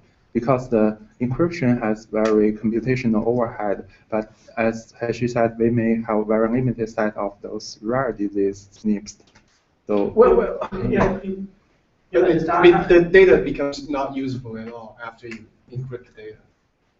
Yeah, but you talk about you can do computation on data, just you're doing homomorphic encryption, right? Yes. And the interesting things for cryptography is, and cryptography, typically a crypto approach, including homomorphic encryption, secure multi-party computation, and all these existing approach, right? So they are designed to protect the input. You can treat a GY study and any genomic data analysis as a black box, as a function, right? Cryptography typically protect input of the function.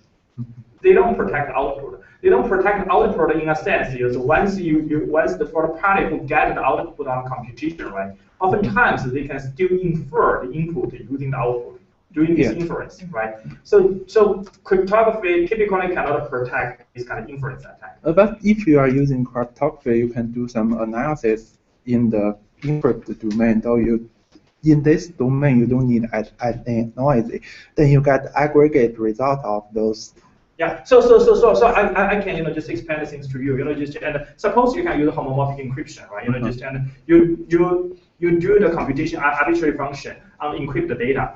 The data is encrypted because you don't have the right to get access to its plain text, right? Yeah. And once you have the computation done, you get an encrypted result. You receive encrypted result. The dimension right? of the encryption. You are allowed to get access to the plain text outcome, right? So in this case, you can ask other people to decrypt on your behalf. But you can add noise on that because you reduce the. Yeah, exactly. So the problem, what cryptography cannot protect is given the outcome, right? You can still infer the input of data, the plain text of data. So that the input, the plain text data is the part which you are not supposed to get access to. So this is exactly like the situation that you query a database. Just understand, you query a database, right? The database gives you an answer. Right, and from the answer you can try to do some inference, find out the record which you are not supposed to know about. Yeah, I'm talking about a hybrid method. Yeah, so there are other people working on these things to protect, and prevent this kind of inference attack. They still need to use differential privacy. So that's the reason a lot of cryptography actually they are trying to combine differential privacy together with homomorphic encryption, with secure multi-party computation, and using those crypto means to protect input, where you use differential privacy to protect output. Well, I think the public is not very well informed about the inference attacks, and it's much more familiar with encryption, which sounds good enough, right? Yeah, but you don't have a protection on inference. Just as the example you just gave at the beginning, right? The people randomly query, and send out multiple query and intersect the outcome of the query. You can figure out the person's information. So there are a lot of there are a bunch of I think the people sitting here they are working on this kind of inference control, right? And there are a community working on this topic. In general, to guarantee data privacy, you need effort from both ends, cryptography and those inference control people. I want to add another thing about identification risk is that one of the risks is that whether you can identify that if an arbitrary individual, whether they belong to the case group. That's the identification risk that I think the Home et al. Paper is talking about. One thing about that is that in the instance of rare diseases, in a city of where there are only, say, 1,000 people with that rare disease, and the study has 200 individuals with that disease, then the risk of the chance of guessing any individual belong to the cases are really high. The problem is that if you release some GWAS data, would that increase your chance of guessing that right, whether an individual belong to the cases or that individual does not belong to the cases? I think that's the real problem, is that whether you, by releasing the data, whether you can protect the probability of identification, whether the individual belong to the case group or not. Yeah, I think that even in his paper, well, there's some objection to an edge, basically broad brush approach of basically high dynamic frequent public allele frequency data. I think there's an argument against that, because in that case, it's not the patient privacy or identity that's compromised, but rather his confidentiality is compromised.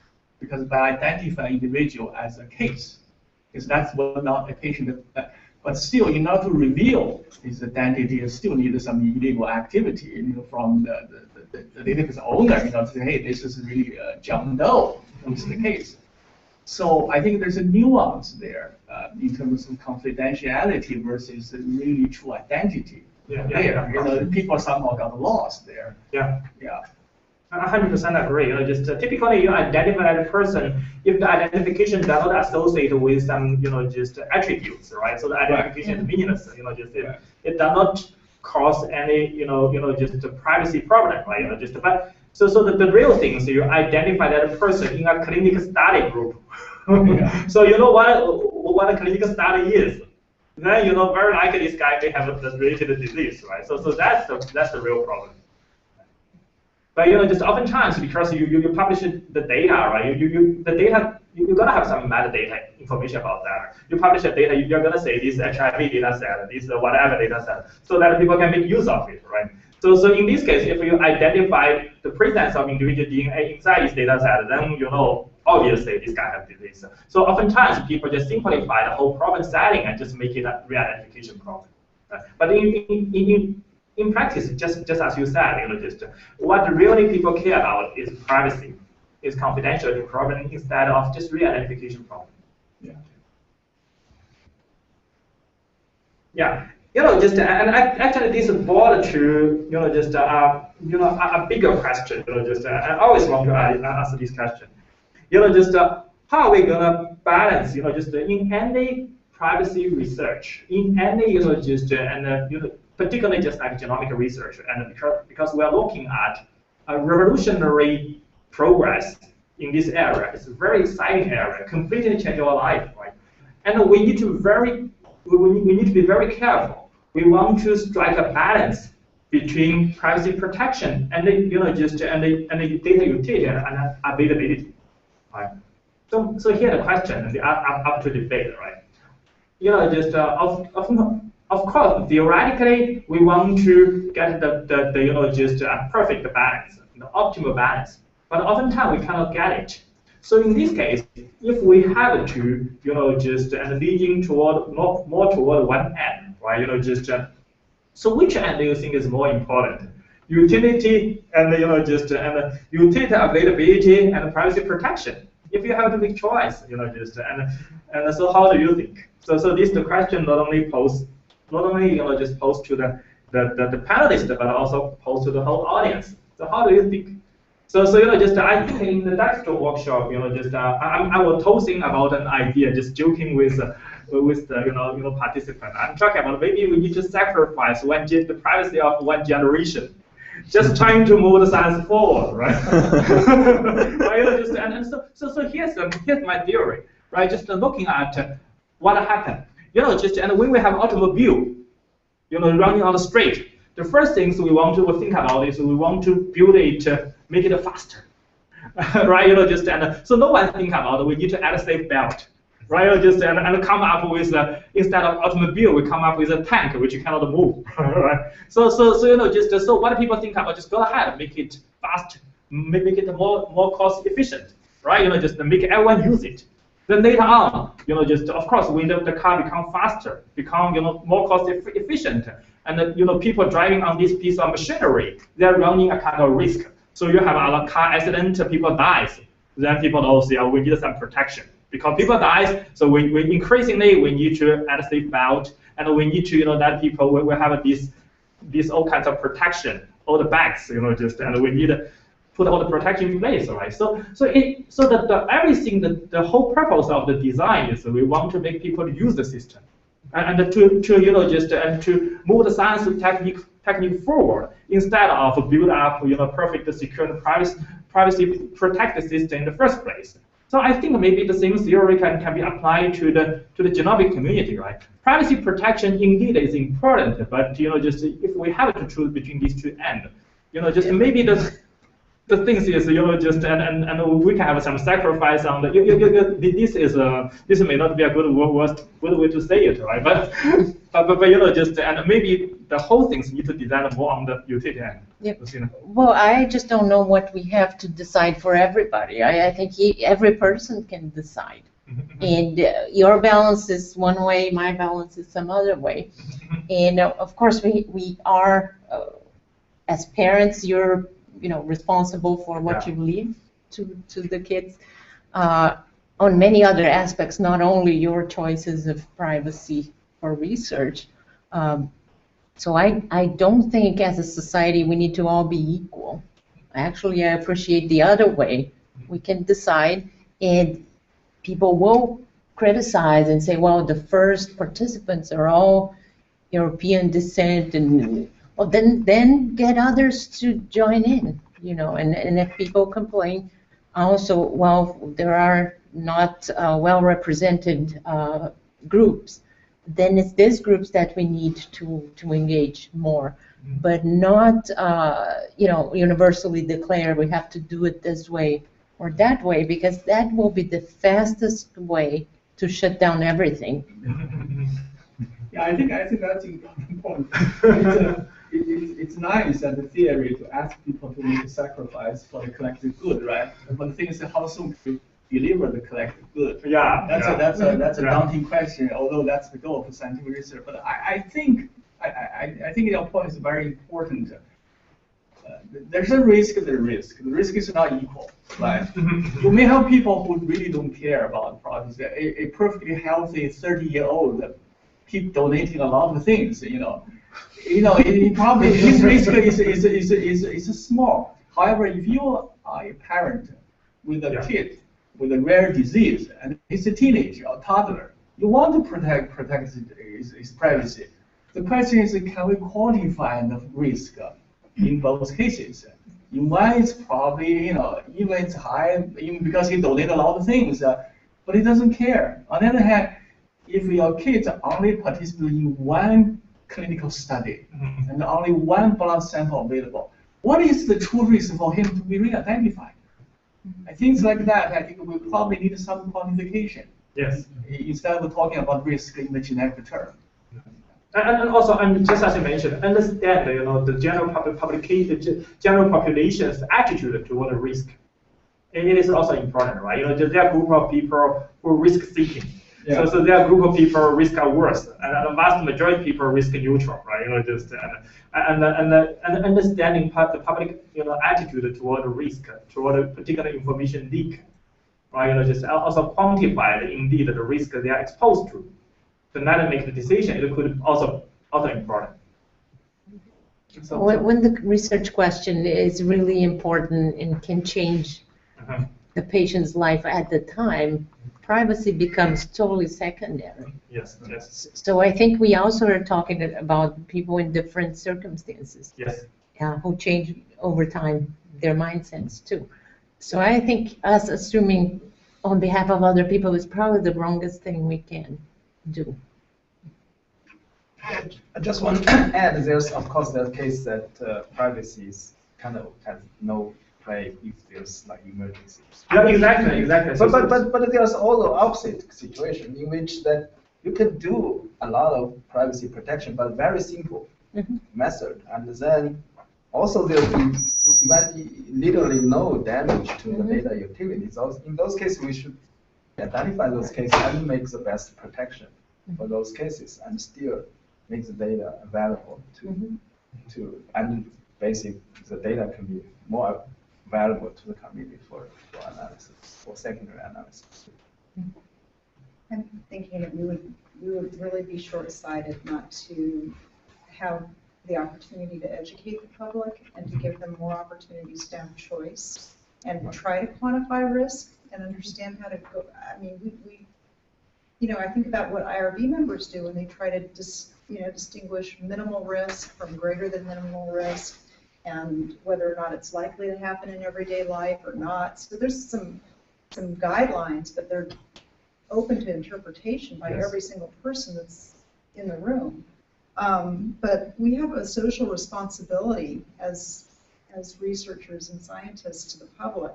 The public is the group that funds the research, and if they're not included in deciding how their information is used, I think that it would halt the progress of research quickly. Well, I have a thought. When I applied for IRB, I was asked this question: is the benefit greater than the risk? We always talk about the privacy budget. We never talk about the utility budget, right? If I'm a patient and calculating based on a function fx, my added noise is larger than the utility I can contribute to the study. Should I opt out or should I opt in? So I was thinking, like, we never discussed about that. If I'm purely contributing noise to this whole population, maybe I should just opt out because the benefit is less than the noise I'm being added. But the problem is, I think the utility is very hard to quantify because you never know what utility your data will be having in next 10 years, right? Yeah, but maybe it's not very useful for study, now. for IRB given study, say I have to do certain study, I know what I'm so for a particular study, yeah, right? Particular but study. that consent will not apply for secondary use of the data. Just for this study alone. Yeah. That means that's. But I think you're bringing up such an important point about the risk to benefit ratio, and how does that get determined? Right. And part of it is research design. Is the design such that you will be able to answer important questions? And you can explain during an informed consent process that there is no likely benefit to you as an individual. Pretty much not going to happen. Anything's not going to. But to the population that person represents, what are the potential benefits to that group, and then to society? To think through those steps and then adjust, and consider what are the risks then, and that becomes part of that decision-making process. Yes. So okay. Yeah, I'm thinking about the signal processing view. In the signal processing, we have different kind of the tools to, I don't know, blurring, denoising, or something. In the case that you're mentioning, for example, if someone coming and you have to add more noise, maybe we can develop some tools that for certain SNPs, if we think this adding one sequence to the population will force us to add more noise, maybe we can develop special tools to, I don't know, mark some special location to decrease this kind of I don't know, risks. But it could be something really special. For example, we need to have really background of the research relations between the SNPs, and based on that, if we have, for example, a new one, we can start, for example, doing something special, evaluate the sequence, and say, okay, let's keep you out of this population, or let's come in, something like that. Yeah, I think I like to follow his point about in some cases you can clearly,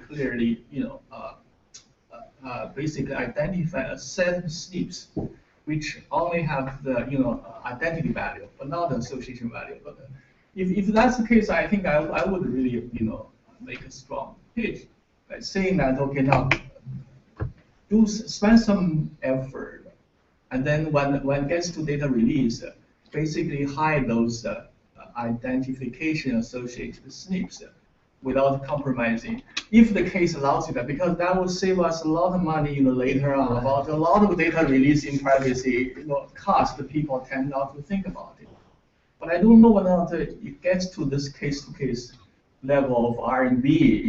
It's too cumbersome for the whole process to go on. I would imagine that if you collect 2 million SNPs, it becomes probably difficult. But if a study only collects 100K, and there's only one database that has the SNP data, by hiding a certain SNPs, which is basically identity associated, you probably can release all the other SNPs, yes, if it's possible. Okay, so I think the real problem is there are only a few disease-associated SNPs and a lot of identified SNPs. Then almost all the SNPs can contribute a little bit to identifiability individual. I see. Yeah, but identification part of the SNP could be different, right? Right, just, right. And so just actually, just if you have a better understanding about those identifiability of different SNP, right? There could be a situation that we can still safely release a lot of aggregated data, at least aggregated data. We can release a lot of the data, from let's say hundreds of people together. We release a set of SNP for this aggregate SNP for this set of user, right? Still without leaking out any individual information. Right, so the whole thing is based on understanding. Some data set, aggregated data set, can be safely released, while the others cannot. Right, so the most important things, are the important roles the privacy researcher can play here. For example, can identify when we can release the data, when we cannot. Right, even for the data cannot be directly released, sometimes we can add some noise there. It could be enough to suppress all the privacy threat and still preserve a lot of utility. It depends. So that means that they need a lot of privacy study on this topic.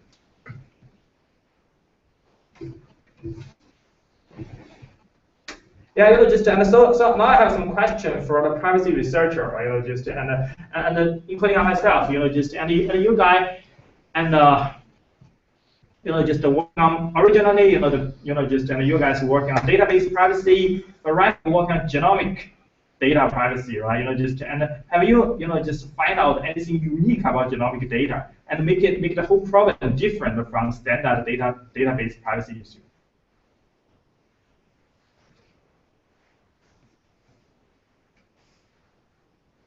So just my personal experience is, and for genomic data, right? And one unique feature is it is extremely high dimension. It's a very high dimension, right? Just looking at the sequence. So just if you treat each SNP just like an attribute, we're talking about, just the millions, just hundreds of millions dimension. It essentially cannot protect. There's no way you can protect it at all, right? And and if you use SNP or use hypertype, just like a technique we did, we can reduce, just dimension by 1 order of magnitude, which makes the protection easier, but still we are looking at a huge dimension, right? So that means, just protect genomic data. Genomic data in general is unprotectable if you just use the conventional technique, as you guys apply to the database privacy. As working on the genomic data, it's at least is my point of view, it's working like either on the identification of the people. Mm-hmm. You don't want to reveal who is that, but you want to understand what's inside that. It's two sides of the working on the genomic data. When you are working on the really high dimension data like the genomic data, it's really hard to reach to the point that said, okay, we are in the point that we have a good utility. We can preserve the information on the individual. But when you want to say, okay, is this data is secure? You can say, okay, no one can access the information. It's really a trade-off between these two. It's really make it hard, and sometimes I can say it's risky to do something that you have no theoretical background on what's going on in the data. Even when you are dealing with high dimension data, you have to go through the different field of the study, not especially in the biomedical area, but you have to go to the different kind of the background and check the relation between the I can say information flow in the really high dimension data. It's maybe it's my point of view to this kind of the problem. Mm-hmm. Yeah, of course, if the data, apparently it's high dimension, but the SNP, actually the SNP, you're looking at a related SNP, right? So it's naturally reduced the dimension, right? I think that given the high dimensionality of the just the genomic data, so and it looks like at least the result we present during this competition, right? Which shows, and the task one, we are trying to release, and those SNP data, and aggregate SNP data. And the result, even the best one we can get, right, is far from satisfactory, and it incurs at least 50% of false positive, right? Looking at the second task, in which we just release the outcome of analysis, right? We add a small amount of noise there, we release the outcome. The result is very promising. It's very close to the practice. But that's only for small k. But if you go have a large k, you also get degraded result. So it's, scalability is the issue. Right? The scalability is the scalability is right. But at least the situation is way better than what happened in task one, right? So fundamentally, because in the task two, the data has been significantly reduced, right? So instead of looking at millions, actually we only look at hundreds, 600, 300, 600 dimension. We reduce we map all these, we project all these dimensions into, let's say, the 1, the 3, 5, 10. In this case, we achieve much better result. So is that the right direction to go? So that's the question I'm asking the security researcher, right? If we want to go down this road, right, and we need to be aware of the limitation of those approach. That is, we only these things can only be performed by a center. Also the center has a responsibility to come up to analyze individual algorithm, to come up with a specialized noise adding technique just for this algorithm. Right. My feeling is that the first way releasing data will be very difficult for genomic data. It's too high dimensional. Yeah. Though one good thing is we don't have time, like sequential data. Let's say if we talk about location-based, I did a little bit of work. If you have a time dimension also in the data, it's very difficult. From that point of view, genomic data is better, but still has a lot of dimension. And with that many dimension, it's better that we run the algorithm and not share the data. I was too curious. The first task approach, where clearly you improve the re-identification risk, but at the cost of having a higher false positive rate. Why is that? Why by adding noise you actually add the false positive rate, where original data does not have this just like I should mention. By adding noise, right, you make those insignificant SNP significant. So the noise will actually increase their significance where the original. So you basically add noise, you basically try to manipulate those every SNP essentially. Right. At different level. But you are manipulate randomly, right? Randomly. No. But there are some SNPs that let's say close to 50, let's say half, right? They are major, minor, half. When you manipulate it, it's okay.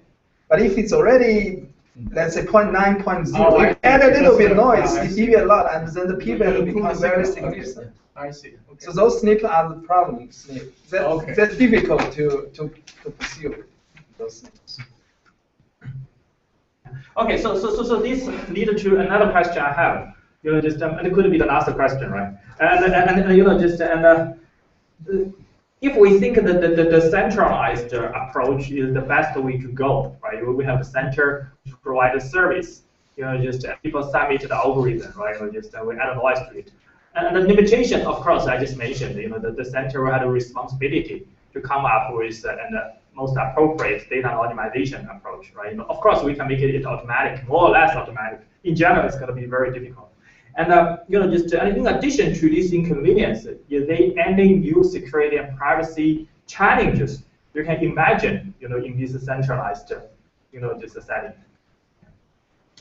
So also it gets compromised. A single point of failure, right? Single point of failure. And another things I can imagine is, and just maybe the, just the algorithm itself could be, just confidential, right? Just and some research. So that's things, again, I ask you as just expert, right? Just and maybe that situation, people come up with such a beautiful algorithm, they don't want to make it public, just but in this case, in order to access data, you have no choice but to give it to the center, right? Just in this case, you may need to worry about the privacy of your algorithm, right?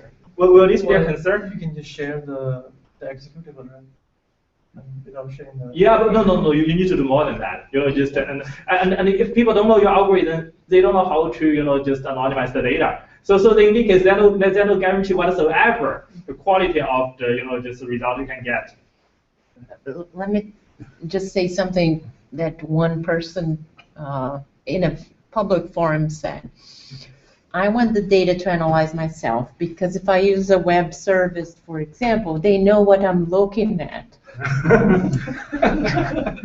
And that might be the original question right there. And once people know what I'm looking at, they can put an army of graduate students, postdocs, to look at it in more detail and publish the paper before I do. I heard that. So you can imagine that also the incentives for collaboration need to be set in place for sharing it to be more effective, because otherwise people want to, I want to get your data, I don't want to share nothing that is mine with you. And because I want to, it's like I said, it's almost like people are saying, God forbid someone cures cancer before I do. The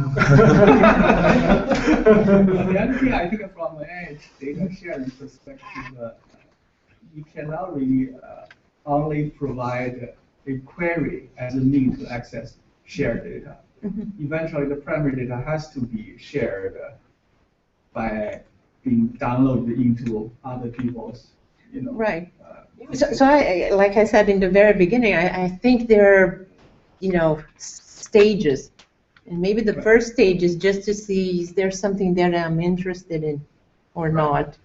And then I'll go and do the next step and so on. But I think this fact that it's a competitive environment should not be overlooked. So without those incentives for why I should, donate my algorithm or my data or my something, it needs to, somehow combine with some incentive. And I think that's lacking at this moment. So what is your incentive to give me your algorithm? To get access to the data.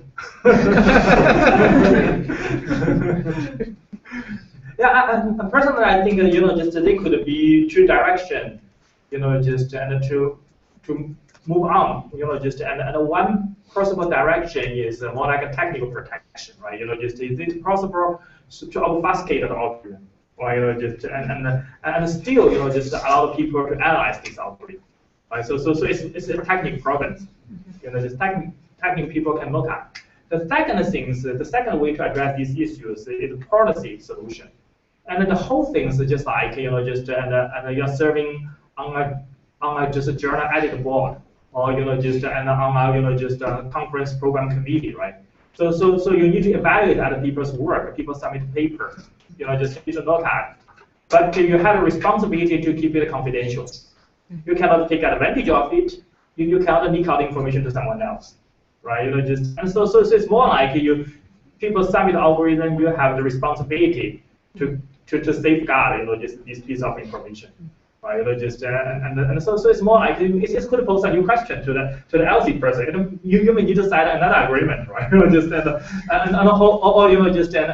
To somehow get a kind of conviction, when the center analyze that people algorithm, they have the responsibility to keep it secure. Go ahead. Yeah, I have. I think I envision a slightly different challenge too for the center approach, which is that some users may want to constitute different data set from the entire data set hosted on the center. Let's say you have 1 million people, 1 million genomic data set there. I want to constitute this 100,000, the other 100,000, because I want to basically stratify the genetic structure, same as cancer and control. But then you basically need to do the same algorithm multiple times on different data. Then there's a challenge, right? What kind of result you can send back to the user, because apparently those data sets can overlap in certain way, and of course, one advisory model is one can constitute as like one can design a different overlapping data set to identify every person on the center server. So that could be another challenge for privacy security research to look at. From the data sharing policy perspective, particularly with regards to privacy, well, a typical approach, at least that I'm aware of from multiple NIH-supported databases, is to have a clearly stated data user agreement. Right. Based saying that yes, I'm going to provide data for you, but you are not going to use it to re-identify individuals, because mostly American is honor system. I'm not going to prevent you from doing something illegal, but since you sign an agreement, if you do something illegal, I can go after you. That's probably the only thing you can do. That's always the ultimate solution. I think it's always on the table. Basically, now you can. But the thing is, yeah, in that case, but the thing is, what we don't want to see happen is that people are doing something innocent, totally legal, but somehow an individual's identity is revealed. That's what would be the worst scenario. If people have malicious intent to do something illegal, there's always a means to eventually, go after them if there's really harm done. But what we do want is, someone has a genealogy database and you have some fragment and they do something and somebody's last name pops up. That's perfectly legal. So it's more like a connector, right? And the people and the data user himself or herself, and of course will never to re-identifying the patient, but they publish some result, which allow the people who never signed the agreement to do that identification, to somehow compromise the privacy of the patient, right? So this is always a big issue. Of course, in the central model, there's always problem, just like Lucina mentioned at the beginning of the talk, right? And the number of times people can query the database, right? Even think about we implement that task, as we discussed in the second time. If the people doing these things too much, but then you have the privacy budget, right? Every time you query, you're spending a little budget, bit. and then it's over. I will never show the data to you. Okay, I think that's all the time. Oh, yeah. Thanks. Thank you so much. We'll take a 10 minutes break and the final session. Thank you for coming.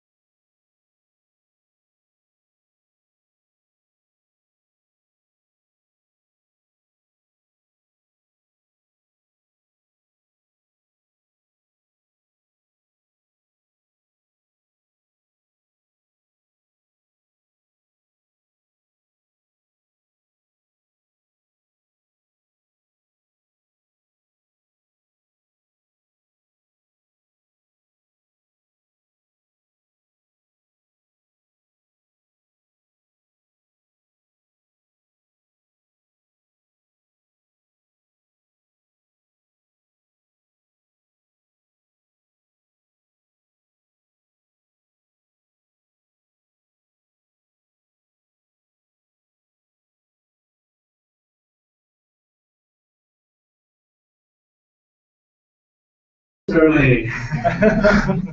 Who said there were no incentives here in your code? We, for each task, selected according to the results you've seen in the morning and in the afternoon, the best algorithms. And we will need someone to take it on behalf of Aaron Johnson from University of Texas, correct? Yes. Yeah. So the same person who presented.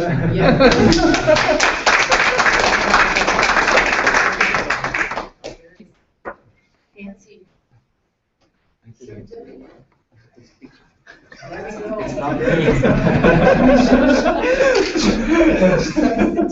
It's a surrogate. Remain private. Yeah, identified. It's added noise. And the first place for the other task one, is Norman Nicholson.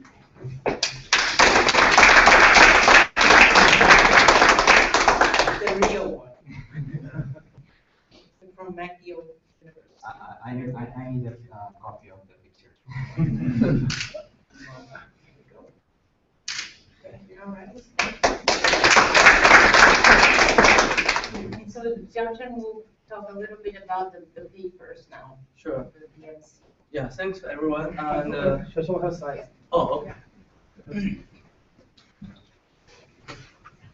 So we have a signed agreement with EMC, Medical Informatics and Decision Making, to publish a special issue. So we talked about like 2 months submission deadline from now, and as the organizer, we will publish a paper on how we set up the dataset challenge and how we organize this competition. And then we solicit paper from our participants, the privacy researchers, and our audience to submit.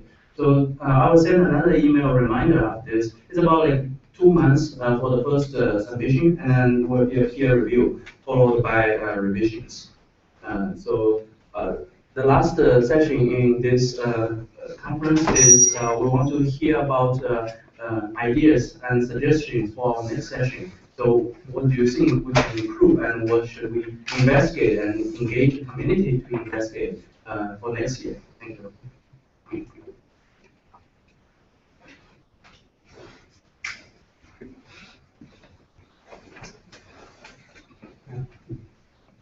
So just and first this special issue, right? I really encourage you guys to submit paper. And it is very good journal. And this is an opportunity to showcase, our innovation, our discovery in this area. And and this is. Just another issue is, before we come to the next competition, right? Another issue is we're considering to develop this model, right?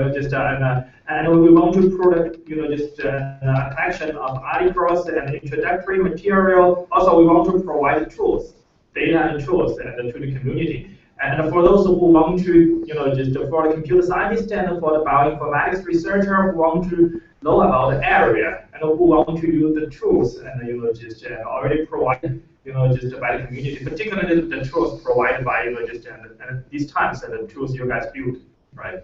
And if possible, we want to make it available so people can use it, right? And we want to provide service to the community. And if you have any tool you want to be included on this portal, please contact us and we will try to. We also want to design forum to provide information to encourage discussion in this area. So if you can. So if you have any suggestion, idea, just feel free to let us know. And of course, another important issue is next competition. And we're tossing around a different idea. And for genomic privacy, there are a lot of things need to be done, right? Just at this time. So basically, there are 2 big issues. One is privacy preserving data dissemination, as what we are doing these times. And the second thing is privacy preserving data analysis, right? And so the question is, we have a huge amount of data. It's real big data, right? And we may process all the data within organization boundary. We want to make use of public cloud. So how are we going to do these things in a privacy-preserving way and still make it scalable?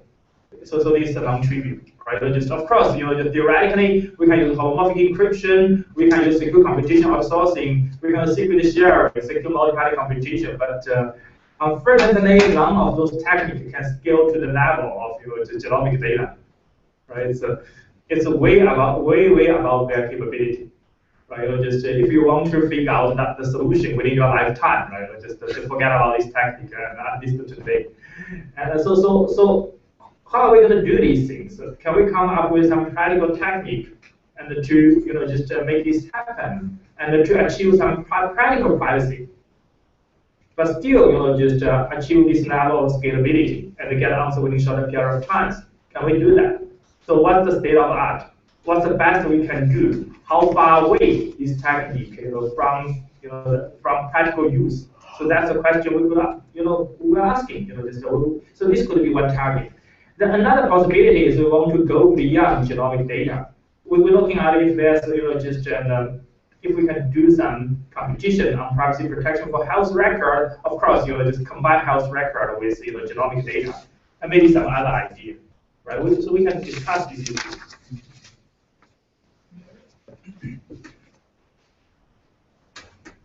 Any suggestion? Any suggestion? We really appreciate it. Well, because this is the first competition, personal viewpoint is quite successful, right? Because it, just we have a team participate, basically to represent the state of art. We also have some outstanding, right? Some surprising result which shows just if we release the outcome, the technique is very much close. It's very close to the practice. And it's much better than we thought, right? Because we will put the whole thing to the test on the real data set. So just and I think personally, how do you guys think? Just I think just using this kind of test, this kind of competition, is benefiting the community.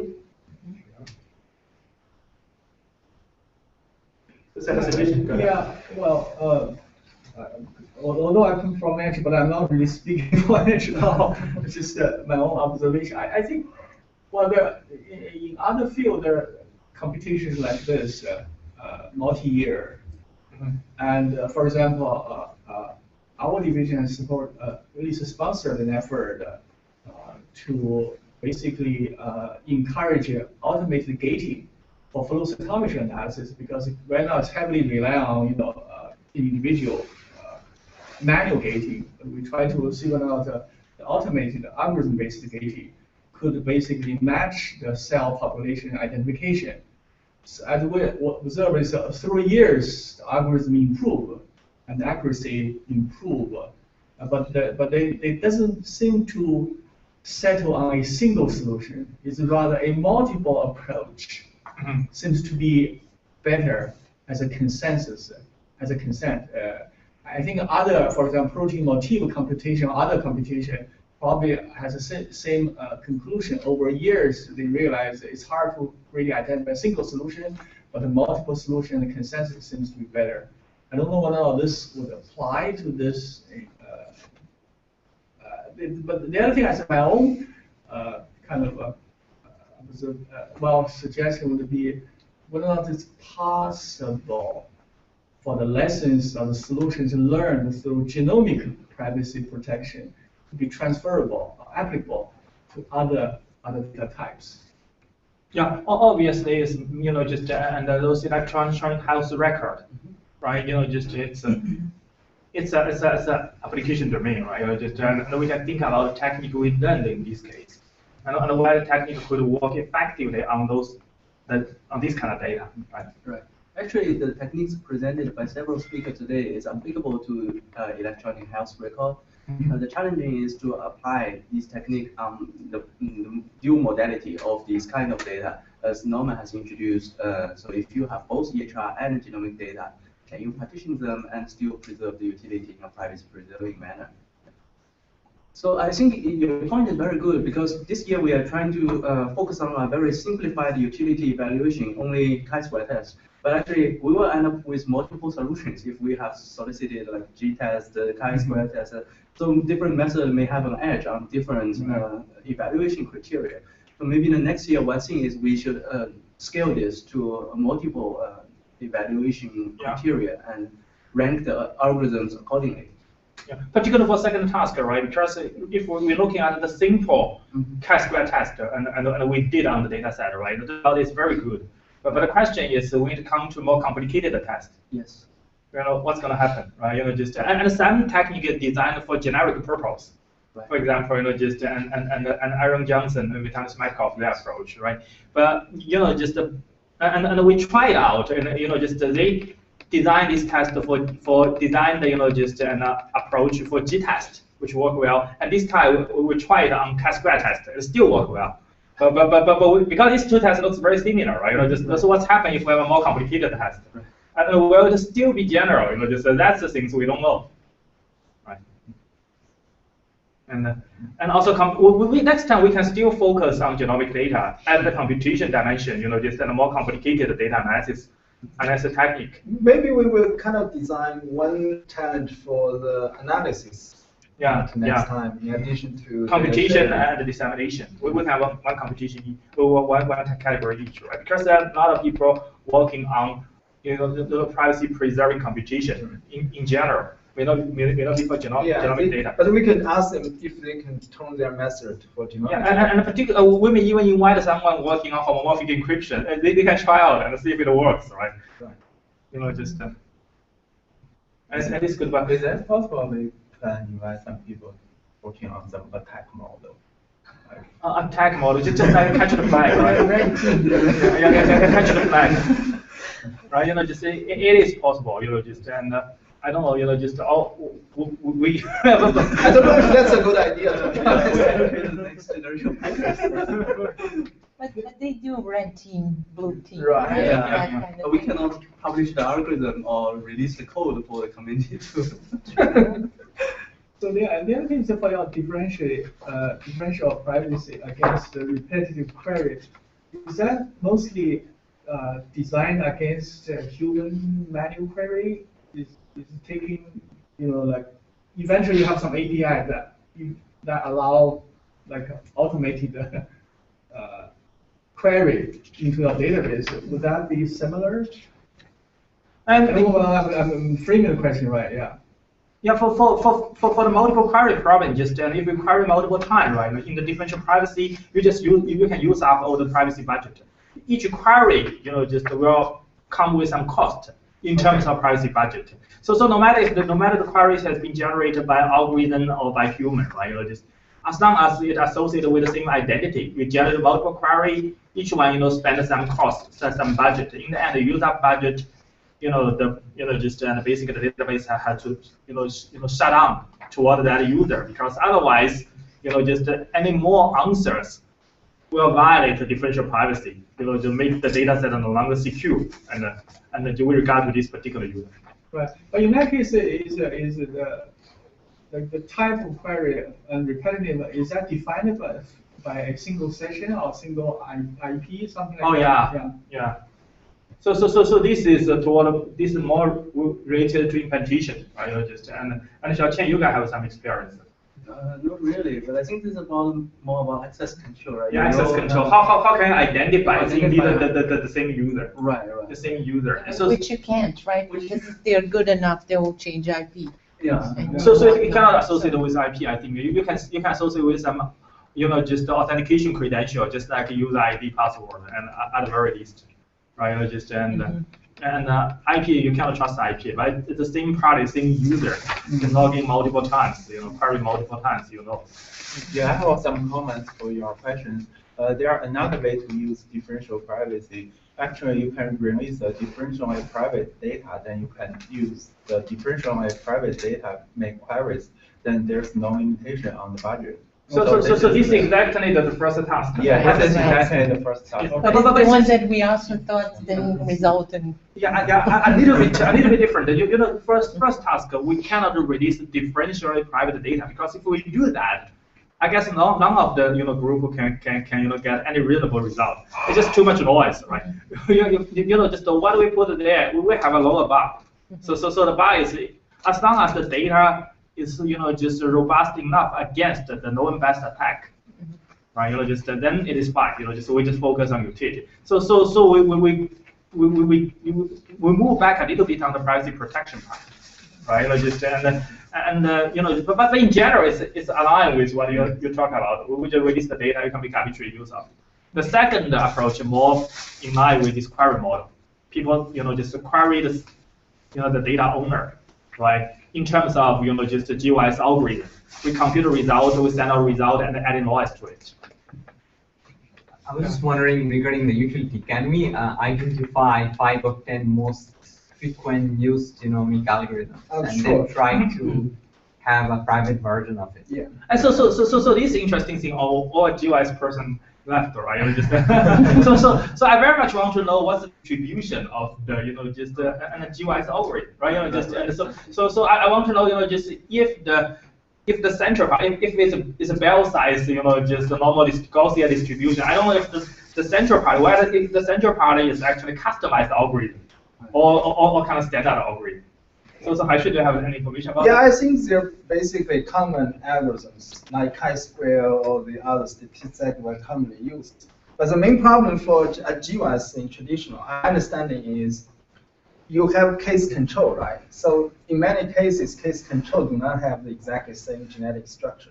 And it's very rare you can have such a perfect matching case and control. So you need to do some stratification of the data in order to make them balance. So that what you identify really is associated with disease, but not the genetic structure difference between the two groups. That's actually very challenging. And there are a lot of data, a lot of algorithms to try to addressing that problem. And also there are other kind of metadata like smoking, non-smoking, or gender bias, or some other bias in the case and control data you need to really address. So in this case, it's customized. It's very customized. Customized and complicated. So are you talking about most algorithms actually are customized, more or less customized algorithm? Well, I think what people usually do is they try to do a first round generic common method, right? And they try to see if they can find anything. In many cases, what they find either does not make sense or they don't have significance because all those kind of complications in the data. So if they find something, then they use customized approach and do it again. Exactly. That's interesting. So looks like the first approach already can provide this kind of service, a generic service. Yeah. That's a very good first the simple way is very, very, very useful already for the first cut. But with health records, it's the same thing. Right. So a lot of customization and a lot because it's not as standardized as genomic data. A lot of the work is just to standardize it. Right. So I mean, it's an interesting thought, but I think it will be hard to get the real data in numbers sufficient to do this. We might. I mean, we actually tried to design such a challenge for this year too.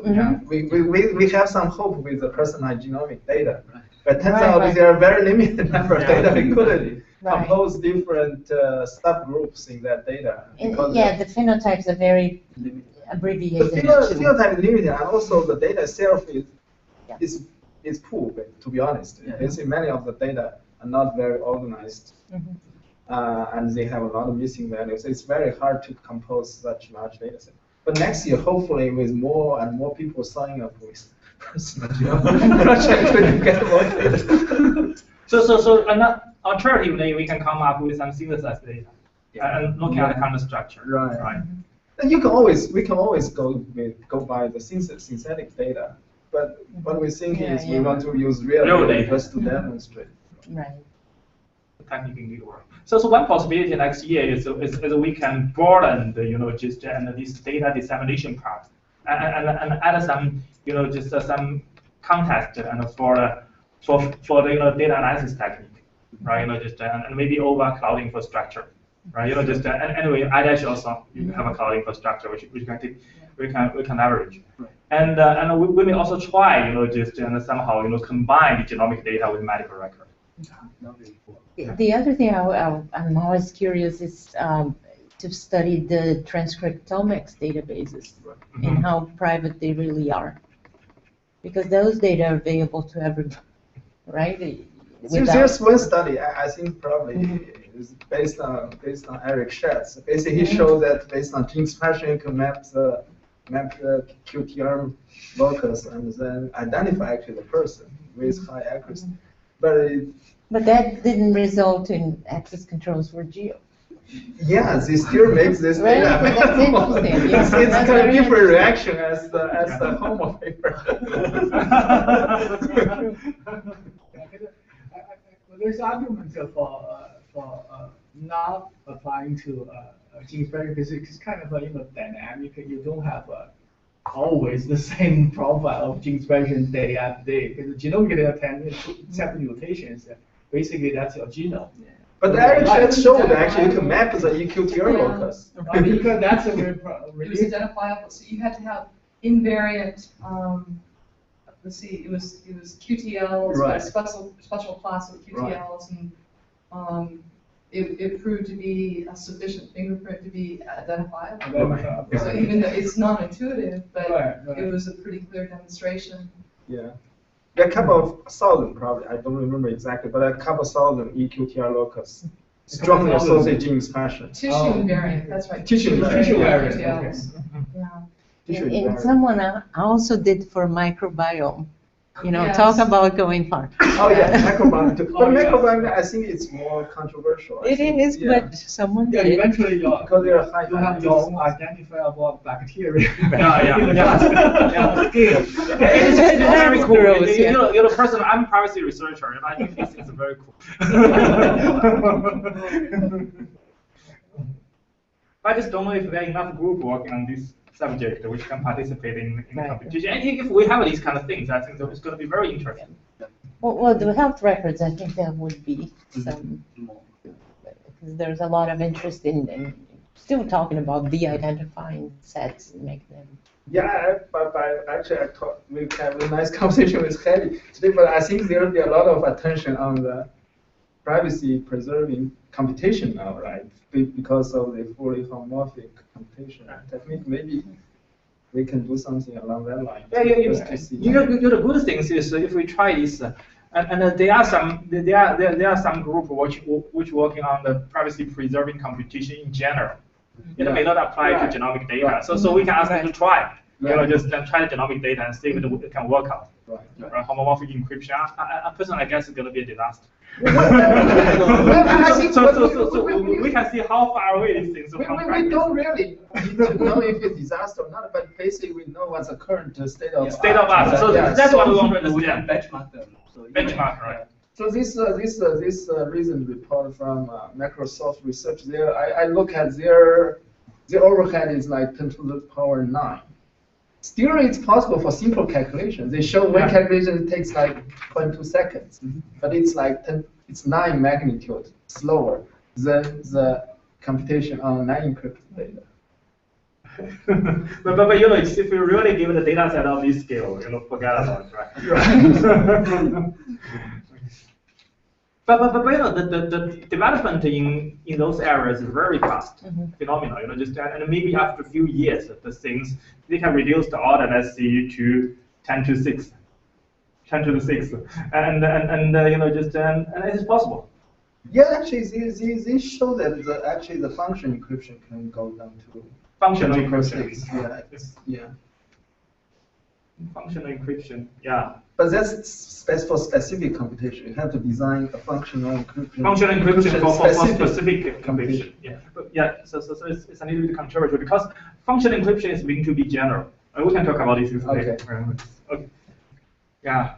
And so just the last things, and there is a path, just a workshop on genomic privacy, and just in Amsterdam, just in the summer. I guess it could be a nice place. but this is the first workshop on just genomic privacy, just for genomic privacy. We're going to have some good invited speaker there, and we raised the fund. There's a lot of money for just students travel support. And so you're welcome to submit a paper, but just the whole purpose is to invite people there and discuss the recent progress on the genomic privacy. And the paper, we don't have a formal publication. It's more like a position paper. The position paper, you just talk about at a high level your research. You can later on publish that in other place because we will only post the things online, right? We don't have a publish on any journal, just conference proceedings, so there are no restriction, right? There are. If you publish online, then it is pre-publication. Some journals won't take it. They can't take it back. Oh, we just put these things online. Even if you put these things just like a technical report online, you still have this restriction.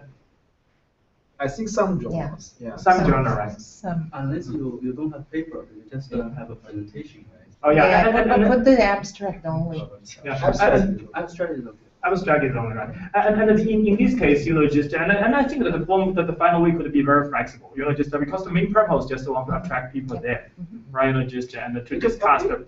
You can write a short paper. Like you can write a short paper. And if you don't want to put a paper online, you can just put abstract. Just basically just want people to go there and to discuss progress. And it's also present a very unique opportunity. I myself is one of the organization chair, but another organization chair is from EPFL Switzerland. And so it's a very active guy in genomic privacy in Europe. Right? Europe, they pay a lot of attention to genomic privacy and the genomic research in general. They just want to make these personalized medicine things happen. Particularly in Switzerland, they have a huge amount. There are a lot of support there. Right, so go there to communicate with them, looking at the progress has been made in the other part of the world. It could be very interesting. It could be very beneficial. Right, so deadline for submission is April 25th. And again, it's just position paper. Right, we just want to invite people there to discuss. So if you're interested, you are encouraged to submit a paper. Right. So we're looking forward to seeing you guys there. Okay, so that's it. Thank you. Thank you.